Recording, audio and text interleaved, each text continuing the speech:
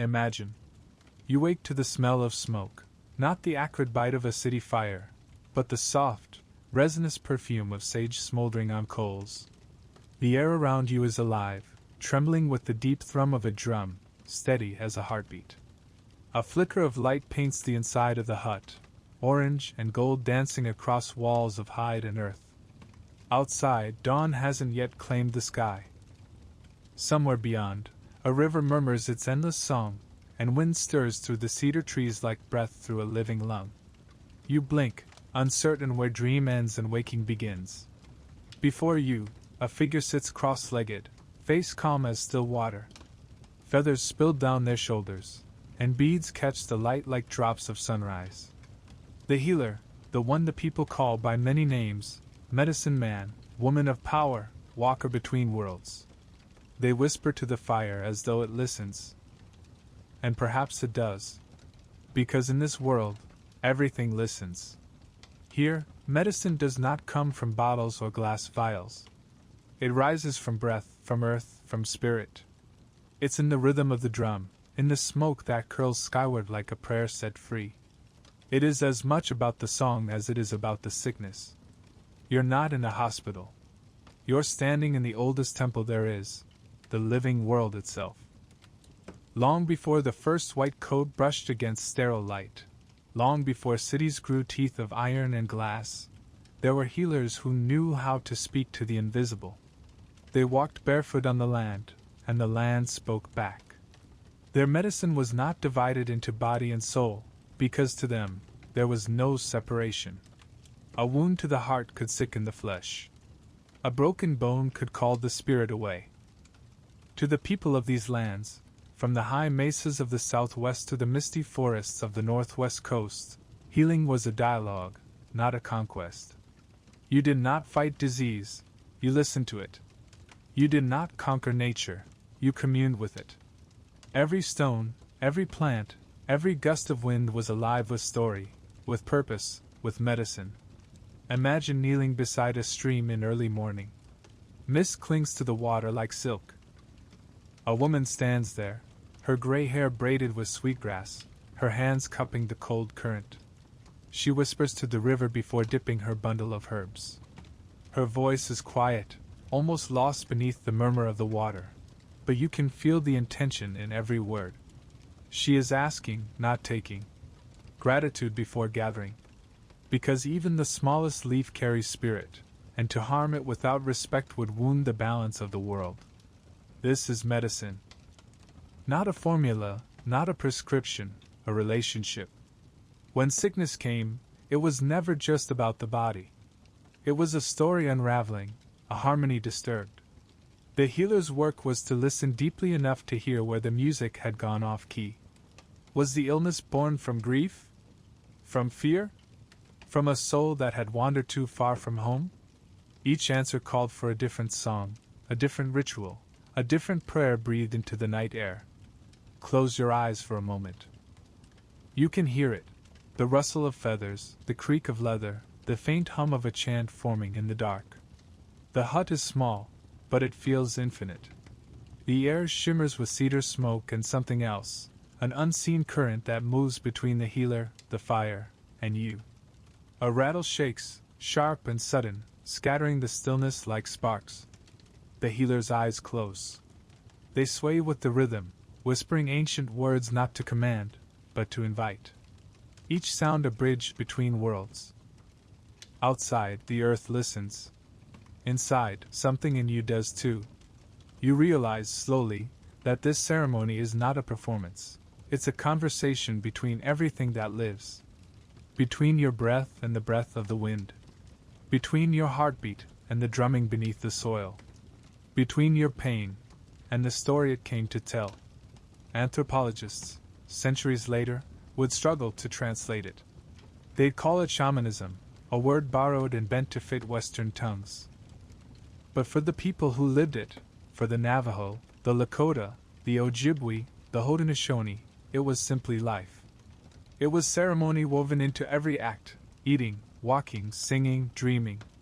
Healing wasn't a profession, it was a way of being in the world. The healer was not above others, but among them, chosen not by title but by dream, by calling, by the moment when the spirits first whispered, "You will see what others do not." Sometimes that calling came as illness itself, the healer falling sick until they learned to walk between the realms. Sometimes it came as a vision, a bear standing in smoke, an eagle circling above, a voice rising from the river saying, "Come." Imagine that, being called not by ambition, but by the earth itself. When you listen to their old songs, those preserved in fragments of memory, humming through descendants today, you can hear that calling still. Each chant, each breath, carries a rhythm that seems older than language. The drumbeats echo the pulse of the human heart at rest. The rattles mimic the rain. Even silence has shape, space, and meaning. If you could sit in that hut now, you'd feel the boundaries between your skin and the air begin to blur. The smoke would curl around your face, and your breath would mingle with it until you couldn't tell where you ended and the world began. And that was the secret of their medicine. Healing came not from isolating the body, but from remembering the unity of all things. You were not a patient to be fixed, but a song to be retuned. The healer's work was to bring you back into harmony, with your family, your tribe, your ancestors, your land. Because illness, they said, was what happened when you forgot who you were connected to. A faint breeze stirs the hut now. The drumbeat slows, matching the rhythm of your breath. The healer leans forward, placing a hand, weathered, steady, against your chest. You feel warmth, not just of touch, but of presence. A pulse of something ancient moves through you. Smoke curls upward in thin ribbons, carrying your name, your fear, your hope into the dark. Outside, dawn breaks, soft, amber light spilling over the trees. The fire cracks once, then sighs. The healer smiles, whispering, "The earth still remembers you." And in that moment, you understand. Medicine is not something you receive. It's something you remember. As the drum fades, you step outside into morning. Dew clings to the grass. The world feels newly washed, humming with quiet life. Somewhere, a crow calls from a pine branch, its voice rough and real. The river glints like molten silver. And the air, that endless, breathing air, carries the scent of sage and possibility. The healer's words linger in you, their echoes softer than wind. All healing begins with listening. So you listen to the earth, to the sky, to yourself. And as you walk toward the rising sun, your shadow stretches long behind you, a reminder that you are part of this great conversation, carried on the breath of the world. And from that breath, medicine was born. The light is different now. Not the gold of dawn, but the softer, fuller glow of morning. The air feels alive, a low hum beneath the birdsong, a quiet vibration that seems to come from the earth itself. You walk along the riverbank, the same one that carried the healer's prayer into the sky. Mist curls above the water, catching the sun in threads of silver. You wonder who they were, these people who spoke to the unseen, who could call storms or soothe fevers with nothing but breath and belief. Who were the shamans, really? The word itself is young, borrowed from the Tungus people of Siberia, then carried across oceans by scholars who saw echoes of it everywhere. But the spirit behind the word, the one who stands between worlds, is as old as humanity's first whisper to the fire. Imagine walking into a village 1,000 winters ago.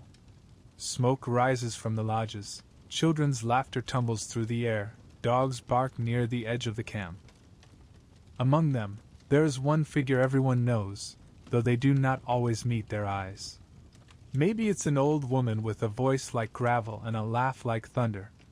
Maybe it's a man whose eyes see more than what stands before him. Maybe it's someone neither one nor the other, a being set slightly apart, as if they carry both the sun and the moon inside. When the crops fail, when the river floods, when sickness sweeps through the camp, they are the ones who step forward. They speak not in commands, but in songs. Their tools are not scalpels or syringes, but feathers, bones, smoke, and stories. They know the language of herbs and the grammar of dreams. To their people, they are not magicians. They are translators, voices for the unseen. You stop at a clearing. The wind shifts through the grass, making it move like water. In your mind, the healer's drumbeat begins again, slow, deliberate, heart-deep. They were called many things, Nadaniai, Maid, Uwipi, Kanai, Hatali, Nokomo. Every tribe had its own word, its own way of understanding that one person who walked between the visible and invisible worlds. But their essence was shared, the bridge, the messenger, the walker of thresholds. In the plains, the shaman was the one who could speak with the thunder beings, calling rain to nourish the buffalo grass. In the forests of the Great Lakes, they were keepers of the Midewiwin, the grand medicine society, healers and philosophers bound by ceremony and oath. Among the Navajo, the Hatali sang the world back into balance through chantways, restoring harmony between human and earth. And in the far north, among the Inuit, the Angakic journeyed through trance to find lost souls or calm the restless storms that prowled the sea. Different tongues, same spirit, the keeper of balance. Balance, that word returns again and again. To live was to be balanced between the worlds of matter and spirit, of body and wind, of what could be seen and what could only be felt. And the shaman's path was not learned in books or bought with wealth. It was earned through pain, through vision, through surrender. Every shaman's story begins with a breaking. Sometimes, it was a sickness that struck without warning, fever burning until the boundary between life and death blurred like smoke. Sometimes it was a vision, the sudden flash of another world bleeding into this one. Mountains that spoke, animals that whispered names, ancestors who appeared in dreams. The chosen did not ask for this path. It claimed them. The old Lakota healers used to say, "The spirits choose those they can reach in their suffering." That is the first truth of the shaman's way, that healing begins where the self dissolves. Imagine lying in a sweat lodge during such a trial, the air thick with steam and cedar, the drum outside beating faster and faster until your heartbeat matches it. You are alone and not alone. The walls breathe. The earth trembles beneath you. Then, in that searing darkness, something opens. You feel yourself drift beyond flesh, beyond time, into a space where voices have no words, only music. When the chosen emerged again, trembling, drenched, reborn, they carried that song back with them. From then on, they were not entirely of this world. They lived half in dream, half in daylight. When others saw only wind, they saw spirit moving. When others heard only thunder, they heard the ancestors speaking. And so, the community turned to them, not because they were powerful, but because they could listen. The life of a shaman was both sacred and lonely. They belonged to everyone and to no one. When children were sick, parents sought them out with gifts of tobacco or shell. When hunters failed, they asked the shaman to speak with the animals, to find what balance had been broken. Yet, when times were peaceful, people sometimes avoided them, afraid of what their eyes might see, of what truths they might speak. A healer could bless, but also curse. They walked so close to the spirit world that even their shadow carried mystery. Among some tribes, shamans wore masks, carved faces representing their guiding spirits. To put on the mask was not disguise but transformation. In ceremony, they ceased to be themselves. They became bear, or eagle, or serpent, voices of the unseen. Every movement of the dance, every beat of the drum, was a conversation with creation itself. And behind every ritual was one purpose: to restore harmony where it had been lost. You picture the village at dusk. Fires bloom across the prairie like stars fallen to earth. The shaman sits near the center, alone but never lonely. In their lap rests a pouch filled with sacred tools, stones that have spoken in dreams, herbs wrapped in hide, the bones of animals long gone yet still alive in spirit. They whisper over each one, awakening its power. Then they look up, watching smoke rise into the violet sky. For them, there is no boundary between above and below, between body and spirit. The earth is a mirror of the heavens, and every action, every healing, every prayer, ripples through both. What science would later call energy, they called spirit. What medicine would later call immunity, they called harmony. Different languages for the same truth, that life wants to stay in rhythm. You might be tempted to think of them as mystics removed from reality, but they were practical too, botanists before the word existed. They knew which bark soothed fever, which root stopped bleeding, which leaf coaxed sleep. They carried knowledge gathered through generations, tested by countless lives. Every plant was both physical and spiritual, its taste and its song equally important. Before gathering, they offered tobacco to the soil, a gesture of respect. "I take you to help the people," they would whisper. "Walk with me kindly." That humility was their truest medicine. To take without asking was to invite imbalance. To heal one body while wounding the land was no healing at all. The world, they said, was a circle, and every action, every cure, had to move in that same circle. The shaman's hand could not separate from the earth it touched. In your mind you see one of them now, a man wrapped in buffalo hide, kneeling in the snow beside a sick child. His breath fogs in the cold as he sings under his breath. The words are simple, old. His hands move slowly, rhythmically, as he rubs a poultice of willow bark across the child's forehead.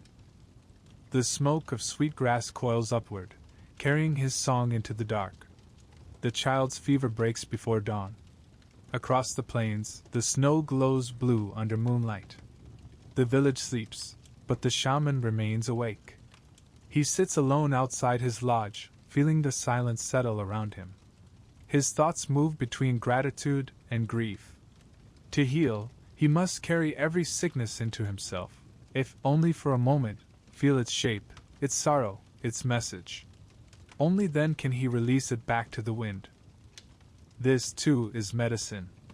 You walk on through the dream, the land unfolding before you like a breathing tapestry, rivers glinting like veins, mountains rising like ribs, the wind the pulse of something enormous and kind. You begin to understand what the healer meant when they said the earth still remembers you. To be shaman was not to possess magic. It was to remember the original conversation, the one between the human heart and the living world. It was to know that healing begins not with the body, but with belonging. The drumbeat returns, low and steady. The rhythm of footsteps through time. You follow it until the sky darkens again, until stars bloom like embers overhead. The fire from the morning ceremony burns once more, its light catching in the healer's eyes. They look at you, not with power, but with recognition, as though they'd been expecting you. "Now that you've seen who walks between the worlds," they murmur, "it's time you understand why sickness comes at all." Their hand gestures toward the fire, where the smoke twists into the shape of a human figure, fragile, flickering, luminous. The healer's voice softens, almost a whisper. When the spirit forgets its place in the song, the body begins to ache. You lean closer, feeling the warmth of the flames on your face, the cool breath of night at your back. The fire hums. The drum slows. The smoke curls into a spiral, drawing you inward deeper. The healer's eyes close as they say, "Now we listen to what illness has to teach." And with that, you step quietly, almost imperceptibly, into the next rhythm of the story, where sickness is not the enemy, but the message waiting to be heard. The smoke curls in slow spirals, rising and falling like breath. You sit before the fire again, its light painting the healer's face in bronze and shadow. The air hums with a quiet weight, as though something unseen has joined the circle. Beyond the hut, the wind moves through the trees, carrying the faint cry of a night bird across the water. The healer's voice breaks the silence, soft, deliberate, shaped by wisdom older than memory. When sickness comes, they say, it is not punishment. It is a messenger that has forgotten the way home. The fire pops. Sparks drift upward, vanish. The words hang in the air like smoke, shimmering between worlds. You've heard people talk about disease as an invader, an enemy to be fought and conquered. But here, in this dim, breathing space, that notion feels strange, almost violent. The healer leans forward, their eyes reflecting the flames. Everything alive has spirit. They murmur. Even pain. Even fever. It comes because something inside has fallen out of rhythm with the song of the world. They gesture toward the smoke. Listen. You can hear it. You close your eyes. At first, you hear only the crackle of the fire and the drumbeat of your own pulse. But then, faintly, another rhythm begins to rise. Not from outside, but from within, the soft ache of your own heartbeat, the dull throb of old wounds, the quiet churn of breath and blood. The body's secret music. And in that rhythm hides a story. To the healers of these lands, illness was never random. It was a message from the unseen, a whisper from the spirit world saying, something has drifted out of harmony. Sometimes the cause was grief unspoken. Sometimes anger held too long. Sometimes a loss of connection, to the land, to the ancestors, to the purpose that once kept a soul tethered to its path. Among the Lakota, a fever could mean the spirit was purifying itself, burning away imbalance so the person could be reborn into clarity. Among the Navajo, sickness was hozoji, the absence of harmony, a disharmony between self and world that needed to be sung back into balance. And among the Cherokee, it was said that when humans forgot gratitude toward the plants and animals that sustained them, illness arose, not as punishment, but as reminder. In every tradition, sickness was a story with meaning. And healing was not about silencing it, but understanding what it came to say. The healer reaches into a small pouch and scatters cedar needles into the fire. The smoke thickens, sweet and earthy. You breathe it in, and something deep within you loosens, a knot you didn't know you carried. Every hurt, the healer says, has a voice. The question is, will you listen before it has to scream? They tell you a story, as old as the stones outside. Once there was a young hunter who ignored the warnings of his elders. He took more game than he needed, laughed at the rituals, forgot to thank the spirits of the animals he killed. Soon, his body began to weaken. His legs grew heavy, his eyes clouded, and his dreams filled with restless shapes, the deer he had hunted, walking toward him through mist, their eyes full of sorrow. He begged the healer for medicine. But the healer only said, "Your sickness is not of the body. It is your spirit asking to be forgiven." So the young man returned to the forest. He made offerings of tobacco, spoke to the earth, and sang the names of the creatures he had wronged. When he returned to the village, his fever was gone. Not because the spirits punished him, but because they had been waiting for him to remember the circle. The healer finishes the story and looks at you, the firelight flickering in their eyes. Every illness, they whisper, is a call to remember. In your world, the modern world, people rush to mute pain, to smother the symptom. A pill, a quick cure, a screen of comfort. But the body remembers what the mind ignores. It speaks through aches, through exhaustion, through the tightening of the chest when something feels wrong but words cannot find it. To the shaman, these were letters written by the spirit in the language of the flesh. Fever was a cleansing flame. Coughs were the body's drumbeats, trying to shake loose the heaviness inside. Even madness, that terrifying disconnection, was sometimes seen as the soul wandering too far, seeking a vision, trying to bring back knowledge it could not yet express. There were no good or bad illnesses, only messages, only opportunities to realign with the pattern of life. The healer draws symbols in the ashes with a finger, spirals, circles, lines that meet and part again. All things are connected, they say. When one thread pulls too tight, the whole web trembles. When you fall ill, the world feels it.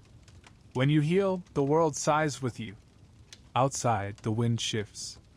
You hear the river, soft and insistent, winding through the night. Its rhythm feels the same as the one inside your chest. The healer begins to sing, not loudly, but as if to coax something shy from hiding. You can't understand the words, but you feel them. Each note seems to find a place inside you, a tender ache, a memory, a quiet hope. It's as though the song isn't healing you from the outside, but reminding you of something your body already knew how to mend. You see then that illness, in this world, was never a battle between life and death. It was a negotiation between imbalance and harmony. When the spirit strayed too far from its center, the body would call it back through pain, through dreams, through fevered visions. The healer's role was to listen, to interpret, to help the soul find its way home.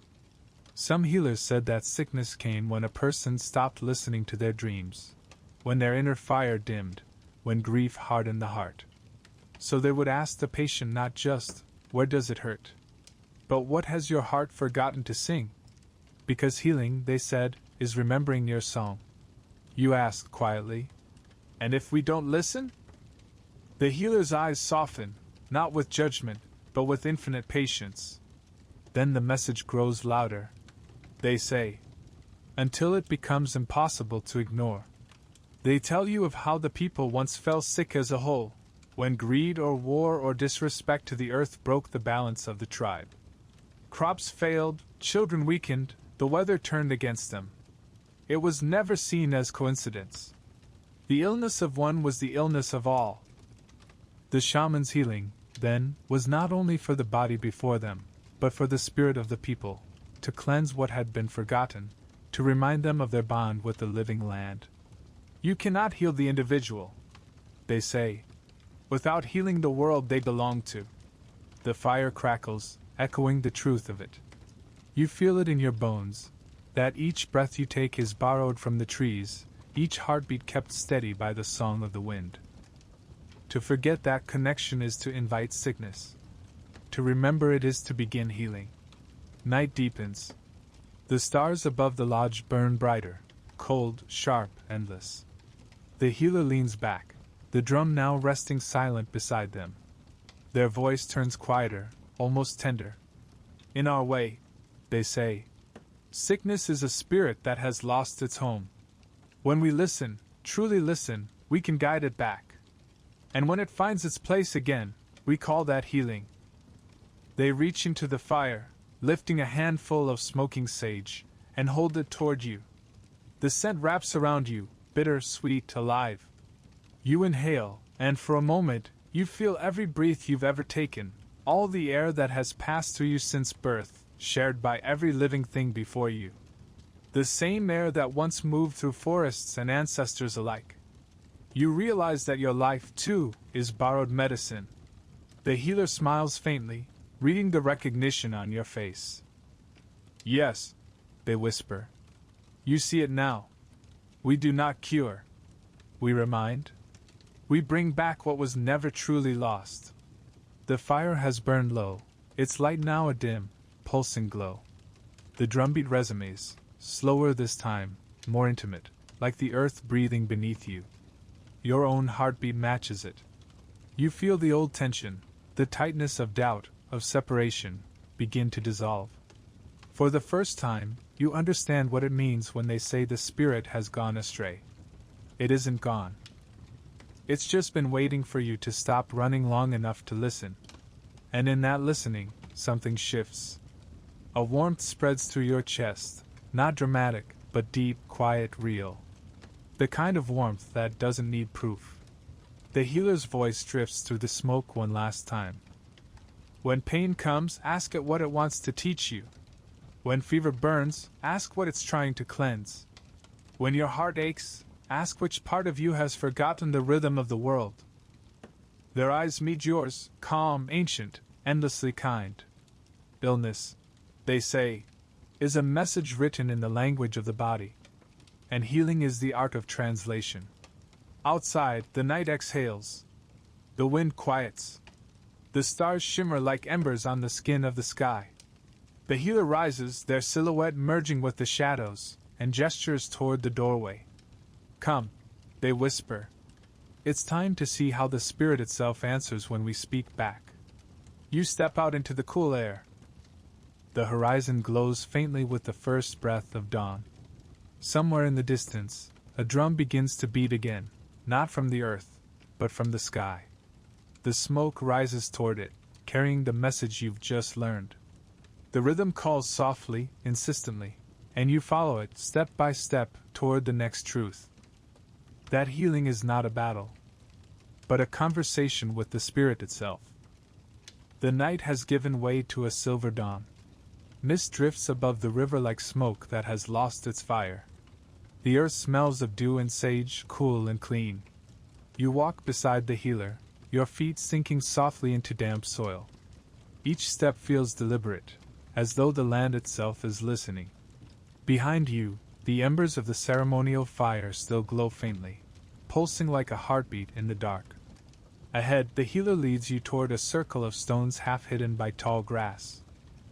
Ravens perch on the branches nearby, silent and watchful. "This is where we speak to spirit," the healer says. "Not with words. With breath. With being." You stand at the edge of the circle, unsure whether to step in. The healer gestures gently, and you cross the threshold. The air changes, denser, humming, alive. You feel it in your chest first, a quiet vibration that matches the rhythm of your pulse. "Do not think of spirit as far away," they murmur. "It is not a god sitting above you. It is the wind in your lungs, the pulse in the soil, the spark that moves through all things." Healing happens when you remember that you are not separate from it. The shaman kneels beside the stones. From a leather pouch, they draw out a feather, a small drum, a bundle of sage tied with red thread. Each tool, you realize, is not a possession, it is a companion.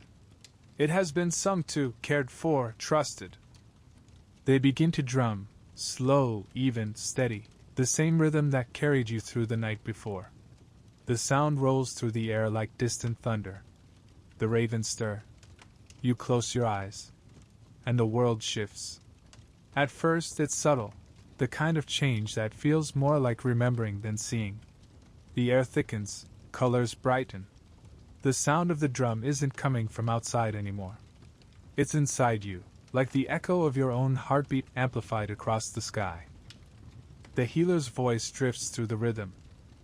"To heal," they whisper, "is not to fight what is wrong, but to speak with it. To ask it what it needs to be whole again." You see it then, faint and shimmering, the shape of something rising from the smoke. Not frightening, not monstrous, just lost. The spirit of illness. The echo of pain, clothed in the mist of the body's memory. The healer doesn't banish it. They greet it. "Welcome," they say softly. "What do you wish us to learn?" The spirit wavers, silent at first, then shifts into light, a pulse of sadness, of exhaustion, of neglect. You feel its story pour into you, not words, but sensations, the ache of years of disconnection, the longing to belong again. You realize the illness isn't an enemy at all. It's the part of you that forgot how to sing. The healer's drum slows. "Now," they say, "you speak." Your first breath trembles, but the sound that leaves you is not speech. It's something older, a vibration that hums through the bones of your chest. You don't know where it comes from, yet it feels familiar, like a song you once knew as a child. The spirit listens. You feel it soften. The healer smiles faintly. "Good," they whisper. "That is how the spirit hears. Through truth, not fear." They continue the drumming, guiding you through rhythm the way a river guides fallen leaves. The sound builds, merges with the wind, and for a moment, everything, your breath, the sky, the heartbeat of the land, moves together as one vast rhythm. That rhythm, they say, is the medicine. In the old teachings, spirit was not a thing to be summoned or worshipped. It was an element woven into existence itself, the invisible thread binding all visible things. Every rock held memory. Every wind carried intention. Every body, human, animal, or otherwise, was a vessel through which spirit moved and experienced itself. To heal the body, the shaman spoke to the spirit inhabiting it. the consciousness beneath flesh.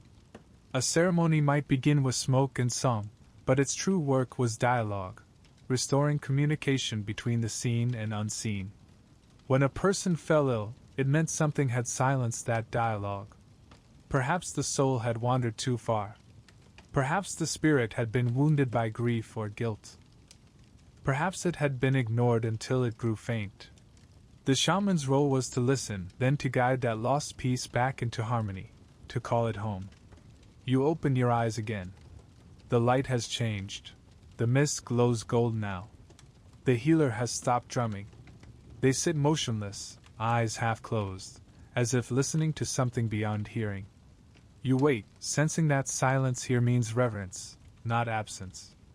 Finally they speak. Healing is not about power. It is about permission. Spirit will not return to a heart that refuses to be quiet. They draw a small pouch from their robe and press it into your hands. Inside is a pinch of crushed leaves, sage and cedar, mixed with something sweet and unfamiliar. These are teachers. They say. Not medicine in the way you think. Each one remembers the balance that you have forgotten. When you burn them, they will speak. You close your fingers around the pouch. It feels warm, pulsing faintly, as if alive. The healer rises and begins to walk slowly around the circle, singing softly. The song flows like water, full of words that belong more to wine than to human tongue. You feel the vibration travel through you, subtle at first, then deeper, reaching places you didn't know could listen. It's not about melody. It's about presence. Each note is an act of alignment. Each breath a rethreading of connection. As they sing, you remember what they said earlier, that the spirit of sickness only seeks to be acknowledged. And as the song moves through the air, you realize something profound, that healing isn't about removing pain, but witnessing it fully enough that it transforms on its own. The air feels thicker now, charged but calm. The ravens have moved closer, hopping along the stones, their feathers glinting blue in the morning light. One lets out a low croak, and the healer smiles. They are listening too, they whisper. Everything listens when spirit moves. You sit for what feels like hours, maybe days, maybe an entire lifetime compressed into a heartbeat. There is no clock here, only rhythm.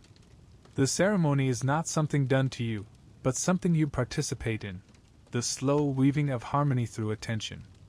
And in that stillness you begin to feel it. The quiet returning of something once lost. It comes as warmth in your belly, as soft light behind your ribs. It's not dramatic. It's gentle, like a small bird settling into its nest after a long storm. You realize that the spirit you thought had abandoned you was never gone. It had simply been waiting for you to make space. The healer's song fades. Silence falls again, not emptiness, but fullness. There, they murmur. Do you feel it? That is the moment spirit returns. You nod, tears blurring the edges of the world. The air around you shimmers, as if the whole forest has been holding its breath and has finally exhaled. They tell you stories then, not as lessons, but as living things.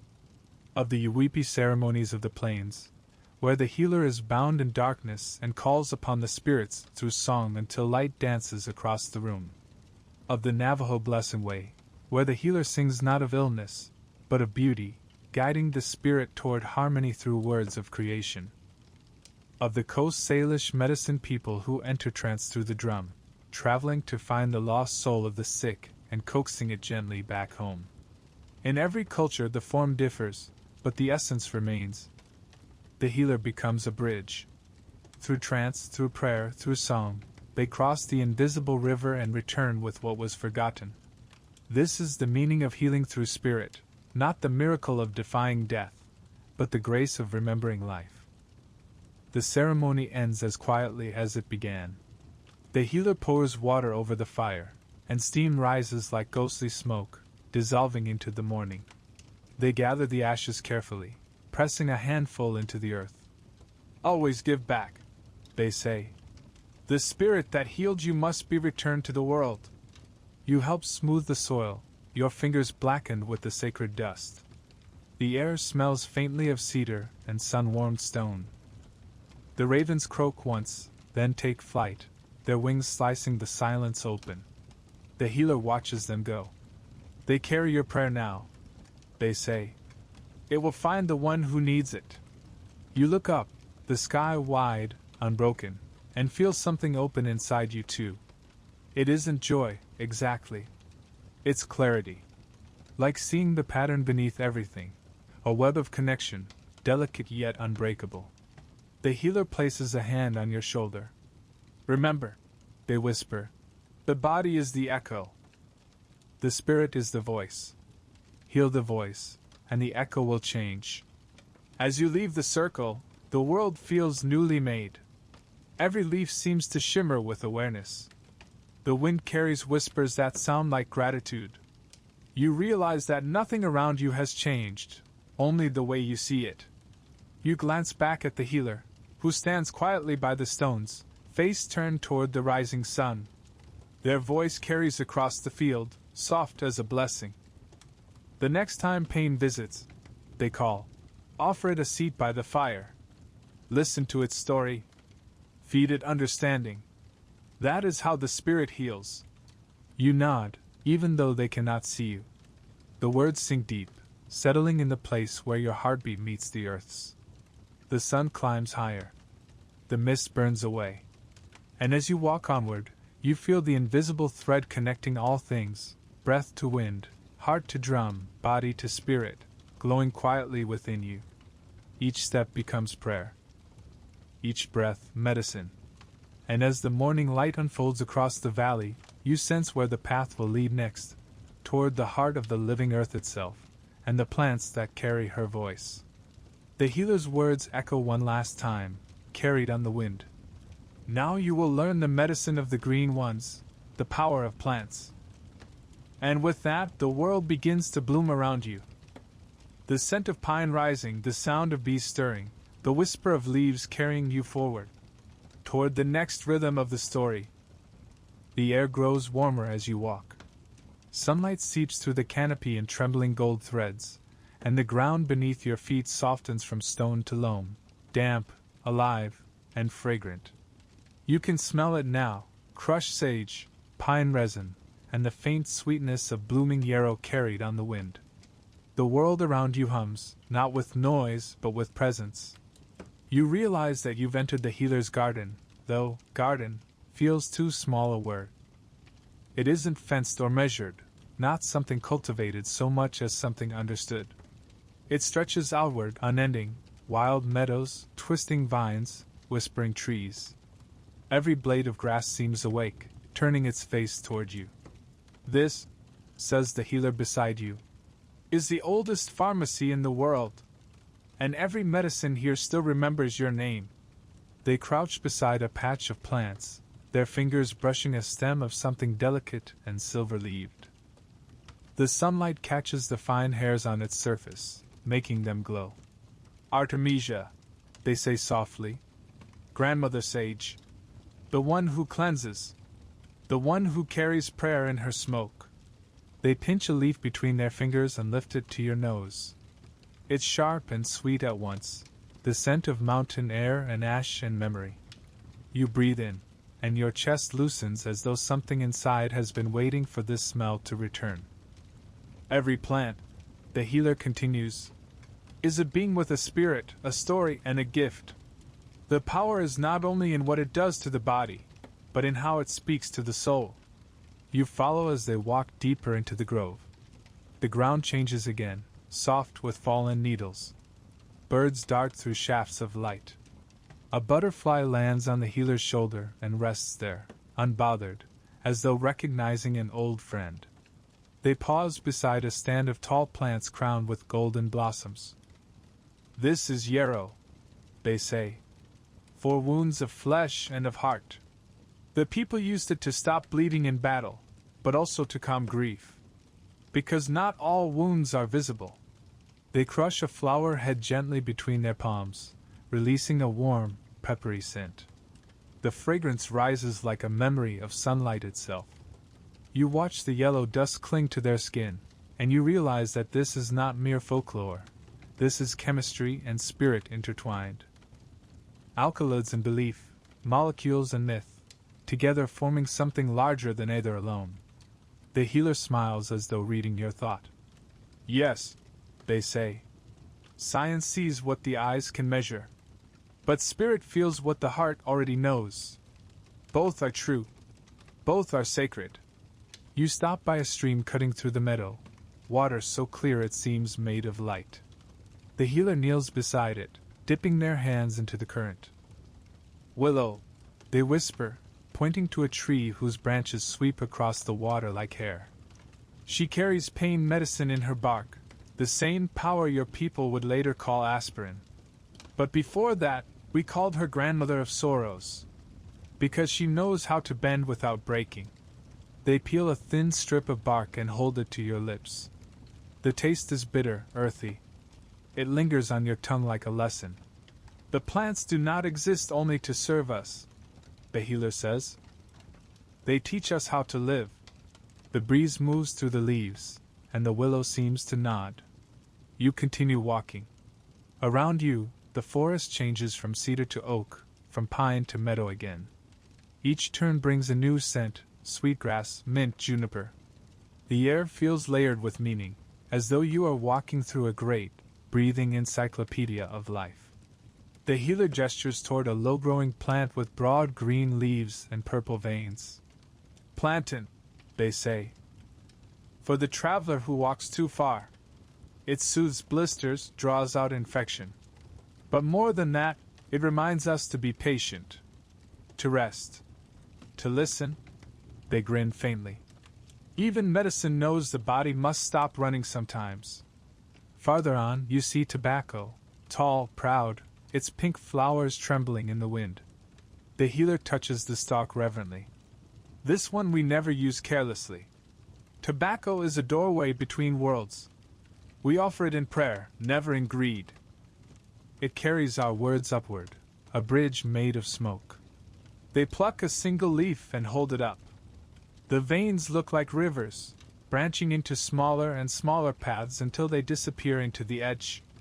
See how it mirrors the veins in your own hand? They ask.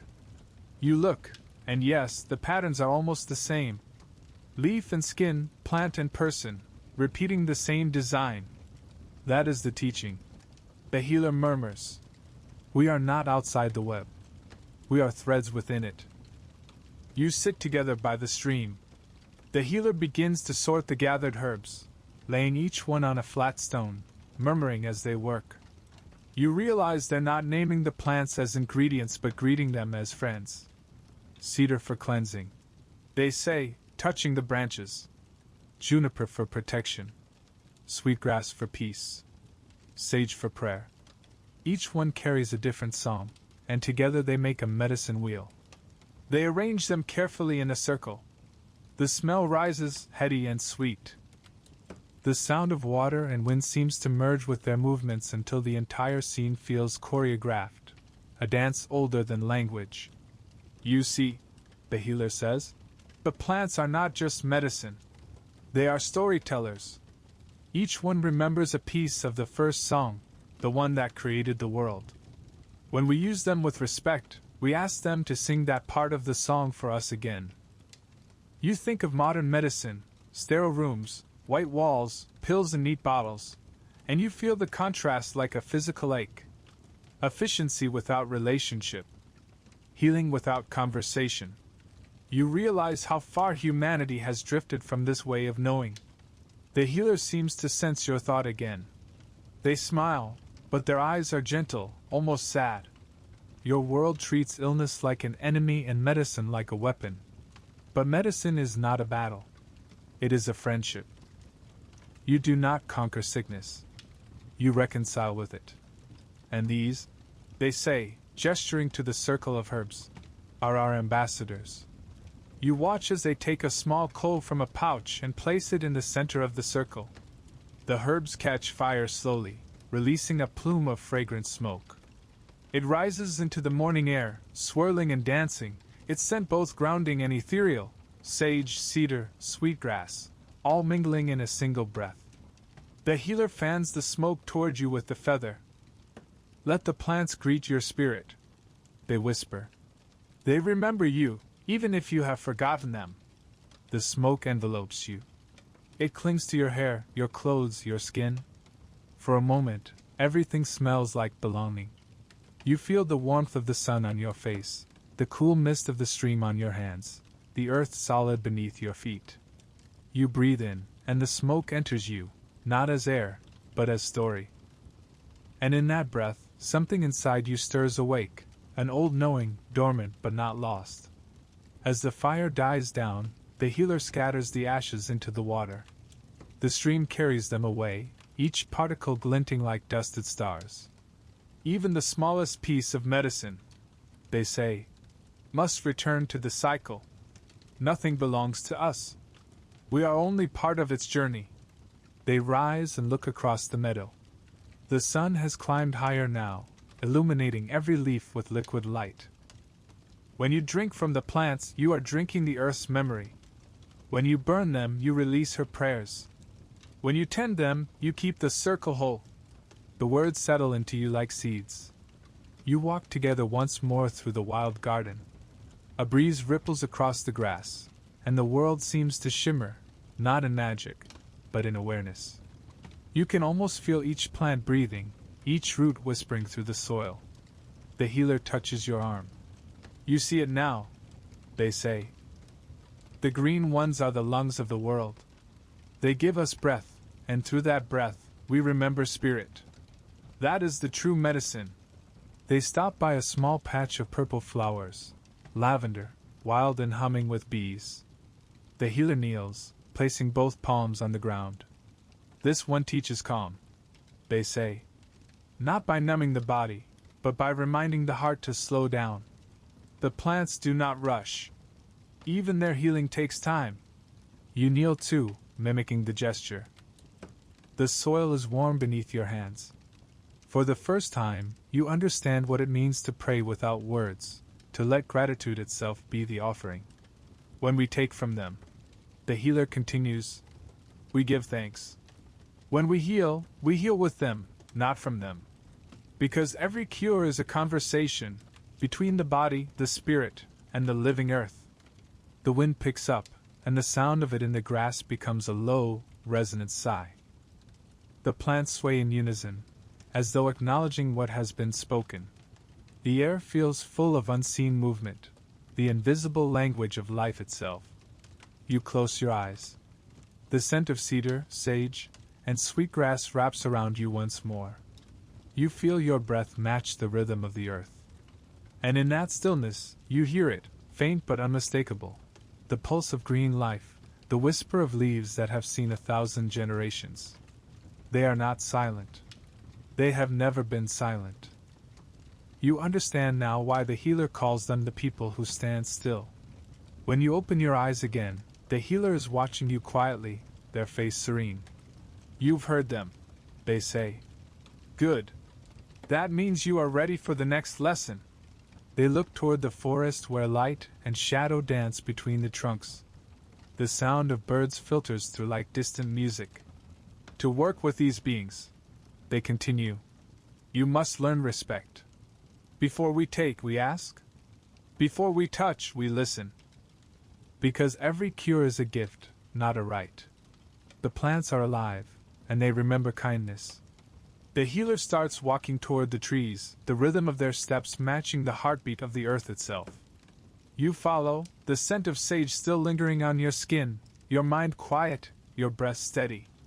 And as the forest gathers around you again, you can feel it. A deeper presence, older than even the plants themselves. Waiting in the shade. The healer glances over their shoulder, eyes glinting with the calm certainty of someone who walks in two worlds. No, they say softly. You must learn how to ask permission. Because before you take from the green ones, you must first learn to listen to their spirit. And with those words, the path narrows, the forest deepens. And the story, like a single unbroken breath, moves onward into the next rhythm of the world. The forest closes around you like a deep breath held by the world. Sunlight filters through the canopy in scattered gold, dappling your path. The air smells different here, heavier, wetter, rich with the scent of moss, pine sap, and old rain. Every sound feels amplified, the creak of branches, the drip of water from leaves, the far-off cry of a raven echoing through green silence. The healer walks a few steps ahead, their robe brushing the ferns. They move without hurry, without sound, as though each footstep is part of a ritual older than speech. You realize that even the forest seems to bend slightly toward them, not out of fear, but familiarity. They belong here, you think. Or perhaps more truthfully, here belongs with them. You pause beside a great cedar tree. Its trunk is wide enough to hold a family in its shade, its bark rough but warm beneath your palm. The healer stops too, resting a hand against the same trunk. They close their eyes. Before you take, they whisper, you must greet. Before you ask, you must listen. They fall silent, breathing slowly. You try to listen too, not just with your ears, but with your skin, with the soles of your feet, with the soft awareness that lingers beneath thought. At first, there's only stillness.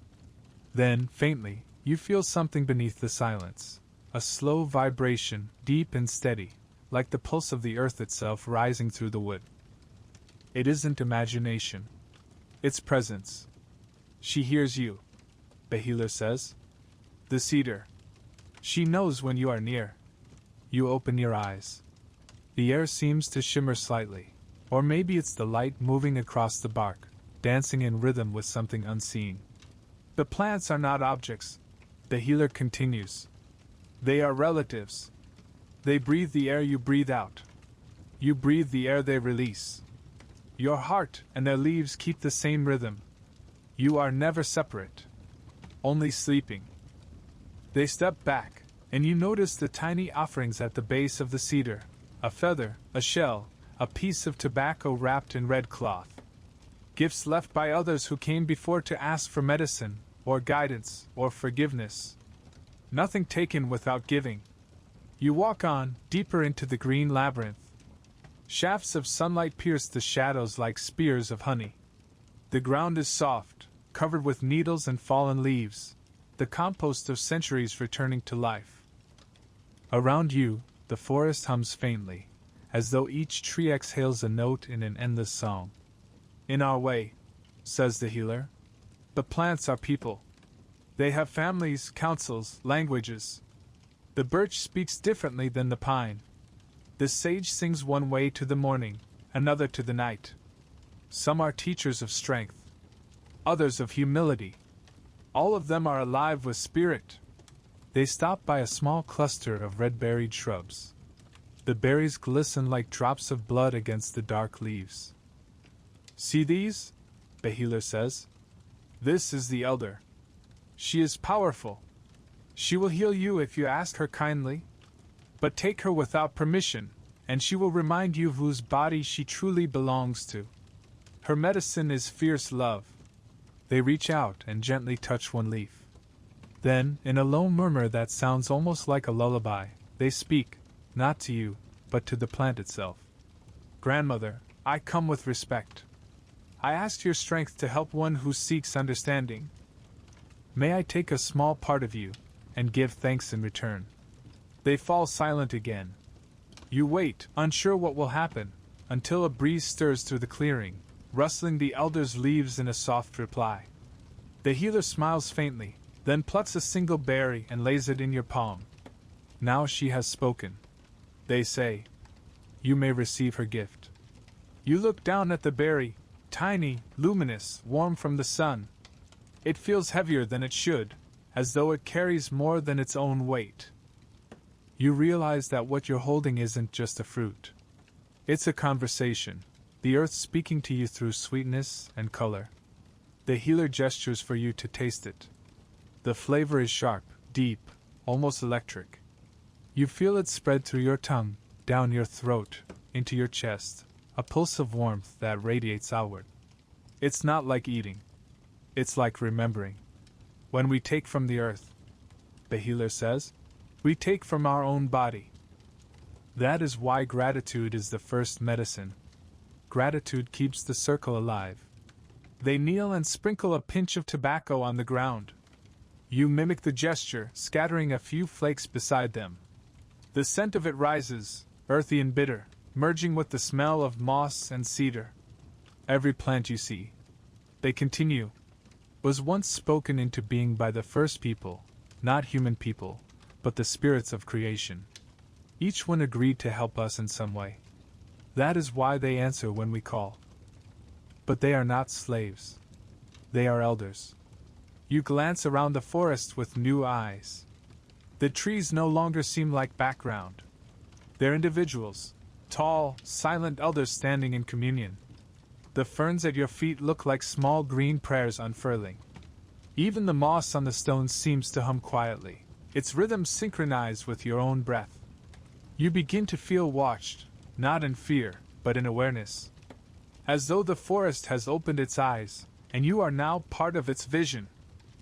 You stop by a clearing where sunlight spills across a bed of wildflowers, purples, yellows, whites. Bees move lazily from bloom to bloom, their bodies dusted with gold. The healer crouches beside one of the blossoms and runs a finger along its petal. Do you hear them? They ask. You listen. At first, only the buzz of insects. But then, under it, something subtler, the faint, high hum of the flower itself, a vibration so fine it feels more like a memory than a sound. The plants sing constantly, the healer says. Their song keeps the world alive. When the song weakens, sickness comes, to the earth, to animals, to us. That is why we sing back, to keep the harmony whole. They begin to hum softly, a low note that blends perfectly with the forest's murmur. The flowers seem to shimmer in response. You feel the sound move through you, through soil, through everything. And then you understand, this is communication. Not human language, but the deeper grammar of life itself, vibration, reciprocity, rhythm. Long ago, the healer says, our ancestors learned that the plants could teach them in dreams. If you wanted to know a medicine, you would sleep beside it. You would breathe its scent until it entered your spirit. Sometimes the plant would appear in your dream and show you how to use it, or when not to. That was how the knowledge came. Not by dissecting the world, but by listening to it. They sit beside a cluster of tall, pale plants swaying gently in the wind. Even today, they add, the medicine people of the rainforest say that every plant has a song. They learn those songs, and that is how they heal. The song opens the spirit of the plant. The spirit opens the body of the person. You look at the field before you, thousands of stems moving together like an ocean. It's impossible not to feel small, but the smallness feels right. Comforting. It's the kind of smallness that belongs inside something vast and kind. The healer rises, brushing dirt from their hands. Come, they say. Let me show you the oldest plant teacher. You follow them to the edge of the forest where a single, gnarled tree stands alone, its trunk twisted, roots exposed like veins across the earth. The bark is scarred, the branches heavy with lichen, yet it radiates a quiet power. This one, the healer says, has seen more seasons than any elder alive. When I was a child, I dreamed of her. She told me that each leaf is a word in the language of the sky, each root a word in the language of stone. And between them, between sky and soil, is where the human spirit belongs. They place a hand on the tree's trunk. You do the same. The surface is rough, but beneath it, there's warmth, a pulse that echoes faintly with your own. She says, the healer whispers, that you've begun to remember. You close your eyes. A slow vibration rises through your hand, through your arm, into your chest. You see flashes of light behind your eyelids, green, gold, blue, colors that feel like sound. For a moment you could swear you hear words, though not in any language you know. A rhythm of thought older than speech. When you open your eyes again, tears streak your face. You don't know why. Only that it feels right. The healer nods, as if this is the most natural thing in the world. When the plants speak, the spirit listens, they say. And when the spirit listens, healing begins. You sit in silence together as the light fades through the canopy. Shadows stretch across the roots, and the air cools. Crickets begin their evening chorus. The forest breathes, in, out, in again, and you breathe with it. You see, the healer says finally, this is what it means to live in balance. Every leaf that falls feeds the soil. Every root drinks the memory of rain. Every act of taking is matched by an act of giving. That is the medicine of the green ones. They rise slowly, brushing their hands against the trunk in farewell. Tomorrow, they add, you will learn how spirit moves through the shapes of animals, the guides who walk beside the healers. But remember this first lesson. Every plant you touch is alive, not in theory, but in truth. Speak to them, and they will answer. As you leave the clearing, the first stars appear through the canopy, tiny reflections of the dewdrops on leaves. The forest grows darker, yet it feels anything but empty. You can almost hear the trees whispering to each other as you pass, their voices threading through the night like wind-shaped song. And somewhere in the distance, you think you hear the healer's voice carried with the rustling leaves. The earth speaks in roots and wings alike. Tonight you have learned the language of roots. Next you will hear the voices that move. The spirit guides and animal powers that carry medicine through the wild. The path glows faintly in starlight. The rhythm continues. And once again, the story breathes forward, unbroken, alive. Night has fully descended. The stars stretch wide above the treetops, so clear, so endless, they seem close enough to touch. The forest no longer feels like a place you walk through, but a vast, breathing cathedral of sound and shadow. Crickets sing. The wind sighs through the needles of pine. Somewhere in the distance, an owl calls, low, haunting, patient. The healer walks ahead of you, carrying a small clay lamp. Its flame flickers, painting their face in amber light. You follow, your steps slow, careful. The path winds deeper into the woods until it opens into a clearing, wide and circular, framed by stones that gleam under moonlight. The air is colder here, and full of scent, smoke, pine, and something musky and wild. This is the place of allies, the healer whispers. The spirits who walk beside us. Not all medicine comes from roots and leaves. Some comes on 4 legs, or wings, or claws. They set the lamp at the center of the clearing and sit cross-legged beside it. You do the same, feeling the cool grass against your palms. The flame dances between you, throwing shifting patterns across the ground. Every healer, they continue, has companions in the spirit world, animals who lend their strength and wisdom. They are not pets or trophies. They are teachers, guardians, reflections of what lives inside us. The wind stirs. The lamp flame bows and straightens again, its light flickering like breath. The healer reaches into their pouch and takes out a small rattle made from a hollow gourd tied with rawhide. They shake it once, twice. The sound is soft, like rain beginning to fall. Listen, they say. The spirits hear rhythm before words. They shake the rattle again, slow and steady, and begin to hum. The sound deepens, becomes a chant, not loud, but full, round, echoing through the bones of the earth. You close your eyes. The forest answers. At first, it's just the wind. Then, faintly, the sound shifts, a low growl somewhere in the distance, the beating of wings overhead, the whisper of padded feet moving through the grass. Shapes begin to form behind your eyelids, fur, feather, tooth, eye. You can feel them circling, not menacing, but curious, ancient. The healer's voice threads through it all, steady as heartbeat. In our way, each creature carries a piece of the world's medicine. The bear teaches strength, the wolf teaches loyalty, the eagle teaches vision. And when the time is right, they lend those gifts to the one who listens. The air thickens, vibrating with unseen presence. You don't see the animals clearly, but you feel them, the cool shadow of wings passing over your skin, the heavy breath of a creature standing behind you, unseen but near. Your heart races, but not from fear, from recognition. It's as if the wild itself remembers you. The healer's chant softens. They set down the rattle and lift their head, eyes closed, face serene. When I was young, they say, I fell ill for many days. My body was burning, and my spirit wandered far. I saw a great white bear standing by a frozen river.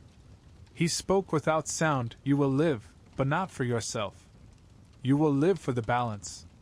When I woke, the fever was gone, but I was never the same. From that day, the bear has walked beside me. His strength flows through my hands when I heal. They open their eyes, gazing into the small flame between you. The animal spirits do not belong to us.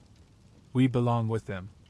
They lend us what we have forgotten: courage, clarity, endurance, intuition. When we forget how to be human in harmony, they remind us. The night wind shifts again, and a rustle of wings sweeps overhead. A white owl glides silently across the clearing, its eyes glowing in the lamplight. It circles once, twice, then vanishes into the darkness. The healer smiles. There, they whisper. The messenger of dreams. She listens. You feel the air still, heavy with meaning. In the traditions of many nations, Lakota, Ojibwe, Hopi, Navajo, Salish, every creature has a spirit counterpart. To meet one in vision or dream is to be given medicine, not in the sense of herb or cure, but of power, a quality of being that strengthens the soul. Among the Plains tribes, the wolf was revered as the teacher of cooperation and devotion. Hunters wore wolf pelts not as trophies, but as reminders of unity, of the pack that survives together. Among the Pueblo peoples, the eagle connected heaven and earth. Its feathers were carried in ceremonies to bridge the distance between human prayer and the divine sky. And the bear, across countless lands, embodied healing itself, strong, introspective, capable of retreating into sleep and returning renewed, as though reborn from the earth each spring. The healer's stories flow like the river at night, gentle but unending. Each tale is a thread in a web connecting all living things. You ask, do these spirits choose you? The healer's smile is small but knowing. No. You recognize each other. The same way rain recognizes the river, or fire recognizes the sun. They gesture toward the forest around you. If you walk in silence long enough, one will show itself, not for spectacle, but for relationship. When it comes, you listen. You watch how it moves, how it hunts, how it rests. The lesson is in its life. They pick up a feather lying near their knee, long, brown, edged with white. Turning it in their hands, they say, The hawk does not ask for approval. She rides the wind and trusts her wings. That is her medicine, trust in the unseen. When you carry her feather, you carry that reminder. They place the feather into your hands. The shaft is warm from their touch. You hold it carefully, feeling the faint tremor of air as though it still remembers flight. Keep it close, the healer says. Not as decoration, but as dialogue. When the wind moves through it, the spirit of the hawk will speak. And when you need guidance, listen to how it moves. A coyote yips in the distance, followed by another, then another, laughter rolling across the hills. The healer chuckles quietly. Ah, the trickster joins us. Coyote teaches us humor, how not to take ourselves too seriously. He reminds us that wisdom can be foolish, and that even mistakes carry medicine. Without laughter, no healing lasts. They add another piece of wood to the small fire. Sparks rise, twirling upward like tiny stars. Each animal carries not just power, but personality. Some bring protection, some bring humility, some bring change. A shaman learns to walk with many, but always honors the one that walks at their side. You wonder aloud, do you see them? Truly see them? The healer nods slowly. Sometimes in vision. Sometimes in the world itself. There is no difference. The spirit world and the living world are only two sides of the same heartbeat. When the mind is quiet enough, you can step between them. They pause, gaze distant. Once, during a ceremony, I saw a wolf step from the smoke, flesh and shadow together. He looked at me and then through me, as if seeing all the lives I had lived and all the ones I had yet to live. He did not speak, but his gaze told me what words never could: remember your pack. Since then, I never heal alone. The wolf stands behind me when I work. Their voice softens to a whisper. The spirits do not demand belief. They respond to respect. The forest feels denser now, the night deeper. You can sense movement in the darkness, subtle, rhythmic, not threatening but watchful. The air hums with invisible company. The healer closes their eyes again, humming under their breath. The sound rises and falls in slow waves. You begin to see flickers of light, faint shapes of animals outlined in firefly glow, a bear's heavy shoulders, a deer's delicate legs, a bird with wings made of mist. They circle the clearing, shimmering, dissolving, reappearing. They come because the balance is right, the healer says softly. They come when the heart listens. You feel a sudden weight of emotion, like tears waiting behind your eyes. These spirits, these presences, are not fantasy. They feel realer than anything you've known. They radiate calm, purpose, connection. You can sense their strength pressing gently against your chest, not as dominance, but as kinship.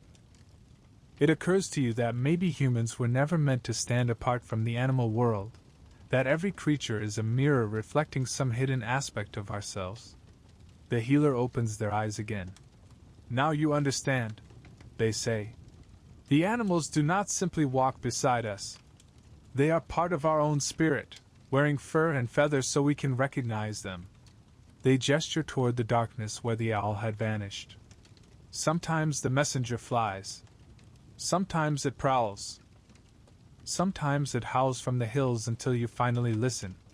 When one comes to you, even in dream, pay attention. The world is speaking. You nod, still feeling the pulse of wings and paws in the air. Do not ask for power. The healer adds. Ask for harmony. Power alone will only wound.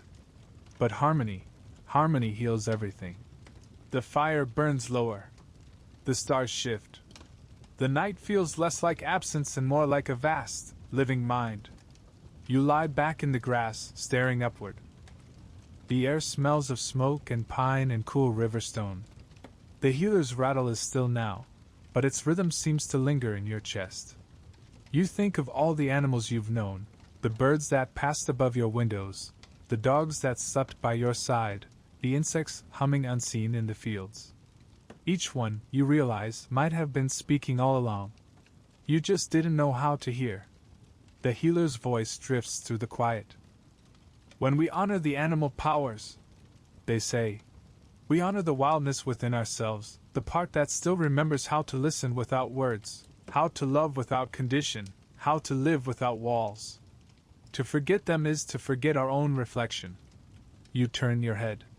The healer is watching you, their face calm, illuminated by the last embers of the fire. Tomorrow, they say, we will speak of the smoke, how it carries breathe between the worlds. But for now, rest. Let the animals guard your dreams. The wind sighs once more, cool against your face. You close your eyes, the feather still warm in your hand. Somewhere beyond the clearing, you hear the rustle of paws in grass, the faint flap of wings, the slow heartbeat of the forest itself. The last thing you feel before sleep claims you is the deep, rhythmic presence of the earth. The pulse of bear and wolf and eagle moving through your own blood. A reminder that every living thing, seen or unseen, breathes within the same endless circle of medicine. And as the stars turn quietly above the trees, the story, unbroken, breathes on. Morning comes softly. You wake to the hush of wind moving through pine branches and the faint crackle of a new fire being coaxed to life. The world smells different now, sweeter, sharper, a mixture of cedar and sage rising from the glowing coals. The healer sits beside the fire, face calm, eyes half closed, feeding small bundles of herbs into the flame. Smoke curls upward, silver and slow, spiraling like thought into the sky. You sit up, still drowsy from dreams where wings brushed your shoulders and unseen paws paced the edges of your sleep. The air around you feels thick, almost liquid. The smoke moves through it in soft ribbons, tracing patterns that seem deliberate, language in motion. Good, the healer says without looking up. You woke with the wind. That means you're ready to learn how breath becomes medicine. They lift one of the smoking bundles and hold it out to you. The scent hits immediately. Bright sage, pungent cedar, a note of sweetness you can't name. You inhale, and something in your chest loosens, the way a door does when it's been closed for too long. This, they murmur, is the breath of the earth itself. The healer gestures for you to watch closely.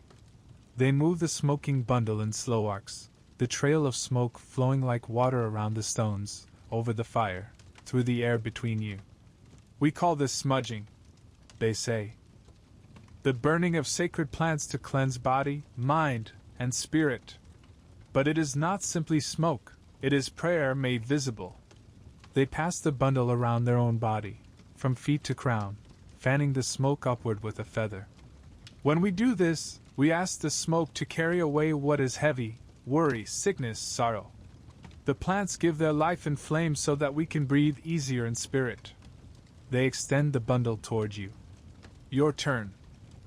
You take it carefully, the handle warm from their hand. The smoke curls around your fingers, tracing soft spirals in the air. You mimic their motions, guiding the plume over your arms, your chest, your face. The scent clings to you, earthy, clean, ancient. With each breath, you feel lighter, as if the air itself is washing you. The healer smiles. Yes. The smoke listens when you breathe with it. You do not tell it what to do, you dance with it. That is how we heal. They toss another handful of herbs into the fire, sweetgrass this time. The smell changes instantly, soft, vanilla sweet, almost like honey warmed by sun. Sweetgrass is the hair of Mother Earth. They explain. We braid it as we braid our own hair, in 3 strands for mind, body, and spirit. When burned, it calls in good spirits, peace, and balance. Where sage cleanses, sweetgrass invites. The smoke thickens, filling the air with a golden haze. The sunlight piercing through it turns everything luminous. You can barely tell where the sky ends and the world begins. Each plant has its own breath. The healer continues. Cedar protects. Tobacco carries prayer. Sage purifies. Sweetgrass blesses. Together, they create harmony, just like the 4 directions, the 4 seasons, the 4 stages of life. They lift a small shell from beside the fire, abalone, shimmering with mother of pearl. Inside it rests glowing embers and smoldering herbs. The shell represents water, they say. The herbs earth. The flame fire. The smoke air. All 4 elements meeting in one ceremony. That is balance. They hold the shell before you. When you smudge with respect, you don't just cleanse yourself. You remind the world that the circle still exists. You watch as the smoke drifts upward, curling and uncurling in slow, graceful gestures.